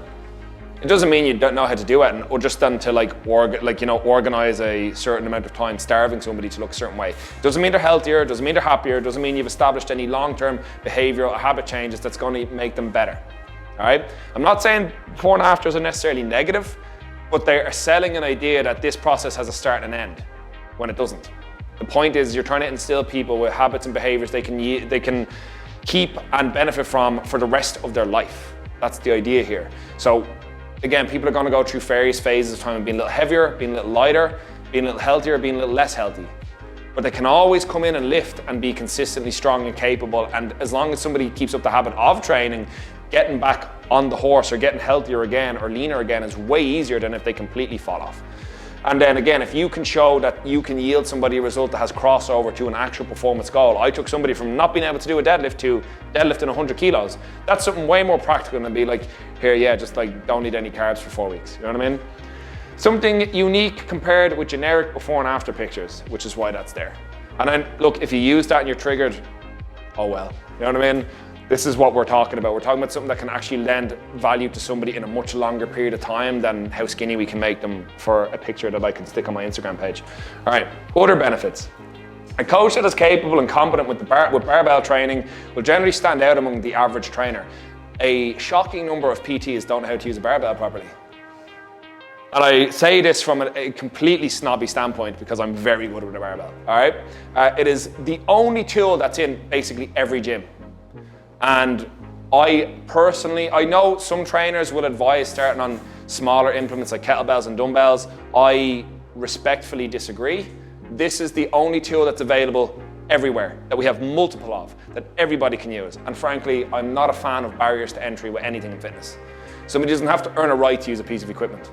They can go in and use it whenever they want. They're paying to come here, they pay their 29 quid or 32 quid, they can use whatever they want, all right? Your job is to say, this is how you use it correctly. This is how you use it safely and repeatedly, and without using it unconsciously. You don't have to think overly when you take it off the bar, am I gonna drop this on my head? No, you know how to do it, you're capable and strong. I had a girl start with me in January who could barely squat the 15 kilo bar, and now she's squatting 40 kilos comfortably, and she's super happy about it. Now, I could have started her with a dumbbell or a kettlebell, and she'd still probably be making good results, and I'm not saying there's anything wrong with those tools. Again, this is looking at things through the scope of powerlifting and barbell training, okay? So if you have people that aren't particularly interested in using a barbell, or you don't want to necessarily teach them the skill of it because maybe you don't think you can, which is fine, that's okay, but this is a skill base that not everybody has. So I would advise getting good at it if you want to have that skill in your repertoire. Again, you are never going to do a client a disservice by teaching them to use more things in the gym. Yeah, a client base that has proven results will yield a good reputation and more referrals. If anyone doesn't know, one of the best ways you can get more business is referrals. Somebody saying, I went to Kev, Kev's brilliant, go train with Kev. Will get you way more business than any like business card or poster or story share or whatever. Like somebody saying you're good is a much more glowing praise and a much better indicator of the service you provide than anything you can make or spend money on. Yeah. Does anyone disagree? I would personally think that's probably one of the best ways I've ever made more money in this business or worked with more people or had better experiences was by generating a good reputation and getting people referred. Learning how to spot the big three properly will ultimately make you a better coach and someone reliable to work with. A lot of people don't know how to spot properly. I will teach you all this out on the gym floor. So, have you ever seen people side spot a barbell on squats? So two people are standing on the side. Have you ever see somebody doing this? That's not how we spot a squat. Or they stand behind somebody and they're like this, and they're about this much away from them. Yeah, if that person falls at that bar, you're not going to get there in time. So we're going to look at that later on. Many movement limitations can be identified in the big three. So this is the point. If somebody has any limitations in movement and there's something you need to like regress, so everyone remembers from their PT courses, progressions and regressions. If you've ever done any program and design course workshops here with George, he spends a good amount of time on those, and it's a very, very valuable set of skills to have. Starting somebody in these, you can say, okay, you can't squat the barbell comfortably, what can we do instead? Or what can we do to facilitate that? Same with the deadlift. You cannot comfortably deadlift from the floor, what can we use instead? Or the bench press as well. We can use these as a screening tool. If somebody cannot do something to a good standard, what can we do instead? Or what can we compensate in? For example, we can have somebody stand on a wedge. If they can't squat with the bar, maybe we have them squat with a dumbbell with their heels on a wedge. Slowly over time we get rid of the wedge and we swap the dumbbell for the barbell, whatever it might be, you know what I mean? So again, this can be used as a screening tool. Does anyone have any questions on these ones? No, we're all good? To summarize, powerlifting has a low barrier to entrance. Yeah. More or less everyone can participate. It does not require a lot of equipment or space. It provides a simple set of metrics that you and your client can use to gauge progress. There is no downside to becoming stronger. So again, you don't need a whole lot of equipment or space or any particular unique set. Like weightlifting has barrier to entry because you have to have really, really good and mobile shoulders and hips to do it. That's why it takes a lot of practice to get good at weightlifting. Everyone can squat, bench and deadlift to some degree. Every single person. The movements themselves are not difficult. Mastery of the movements is tough and getting extremely strong in them is tough. But that's the point. Everyone can do it. Everyone can participate in it and there's no downside to doing it. You know what I mean? Everyone will get stronger, which is not a bad thing. Oh no, I can carry more bags in from the shop, God help me, you know what I mean? My back hurts less because I trained it more. Woe is me. And again, as I said, the fact that it doesn't need a lot of equipment means you can be much more time efficient in your sessions. So if you only have an hour with a client, and especially if they're new, they don't need to be doing a whole pile of they don't need to be doing 8 exercises per day. Focus on a smaller skill set. So let's just say it's squat, deadlift, bench, row, or squat, bench, overhead press, clean. You know what I mean? There's a couple of skills that they can develop and work on over the course of an hour, approximately 15 minutes each. Stick them on a treadmill or a bike after, do a little bit of list cardio, Bob's your uncle, there's your session. Do you know what I mean? And you don't have to move all over the gym to do it, and you're teaching somebody something that they can then come in and do themselves. Because one thing that my clients will say to me that do a lot of training on the barbell, say it's super handy for them to just come in, grab a bar, and they can do like 2/3 or 3/4 of their programming just with that one bar and a set of plates. So for convenience, it's massive. Again, not to say there aren't certain tools out there. Like for example, if you're trying to grow a big massive set of quads, there are probably better tools to use than just doing squats. There's a lot of machines outside that are fantastic that aren't limited by the strength in your back or the amount of weight you can fit on a barbell. You can usually leg press more than you can squat, for example. So I'm not limiting what you want to do. I'm saying if it's just about getting a client in and moving around, this is a good way to do it. Alrighty, so we're going to come into a bit more of a Q&A section. Again, and you guys have been very good and you've been asking questions throughout. But I'm going to bring up a couple of slides here on some things that we can talk about. I am... What is it? Asking all the questions. Fair play to you, it's the best way to do it. Alright, I didn't actually realize we're nearly at half one already, Jesus Christ. I actually did, I was like, Jesus, I wonder if I'm going to be able to talk for long enough. Oops. No problem at all.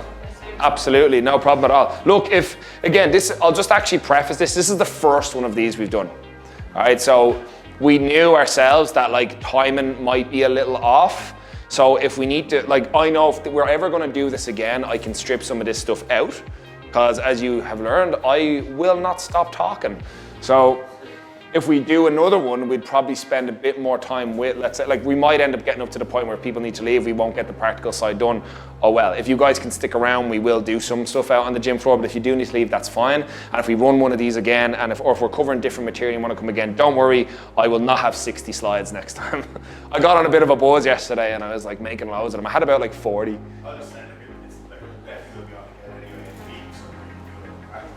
Brilliant, yeah. And again, guys, if you're interested, I would really like to do more things practically with people. Like this stuff's fun, but again, it's like a classroom.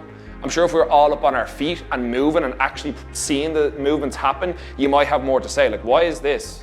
What about that? You know what I mean? Again, you guys are coaches, you've critical eyes, you respond better to movement rather than just being like, look at some nice pictures of people in way too tight clothes, you know? But in any case, we will get through the last couple of slides. We're almost done. Basically, this is literally the last section here, and we'll finish.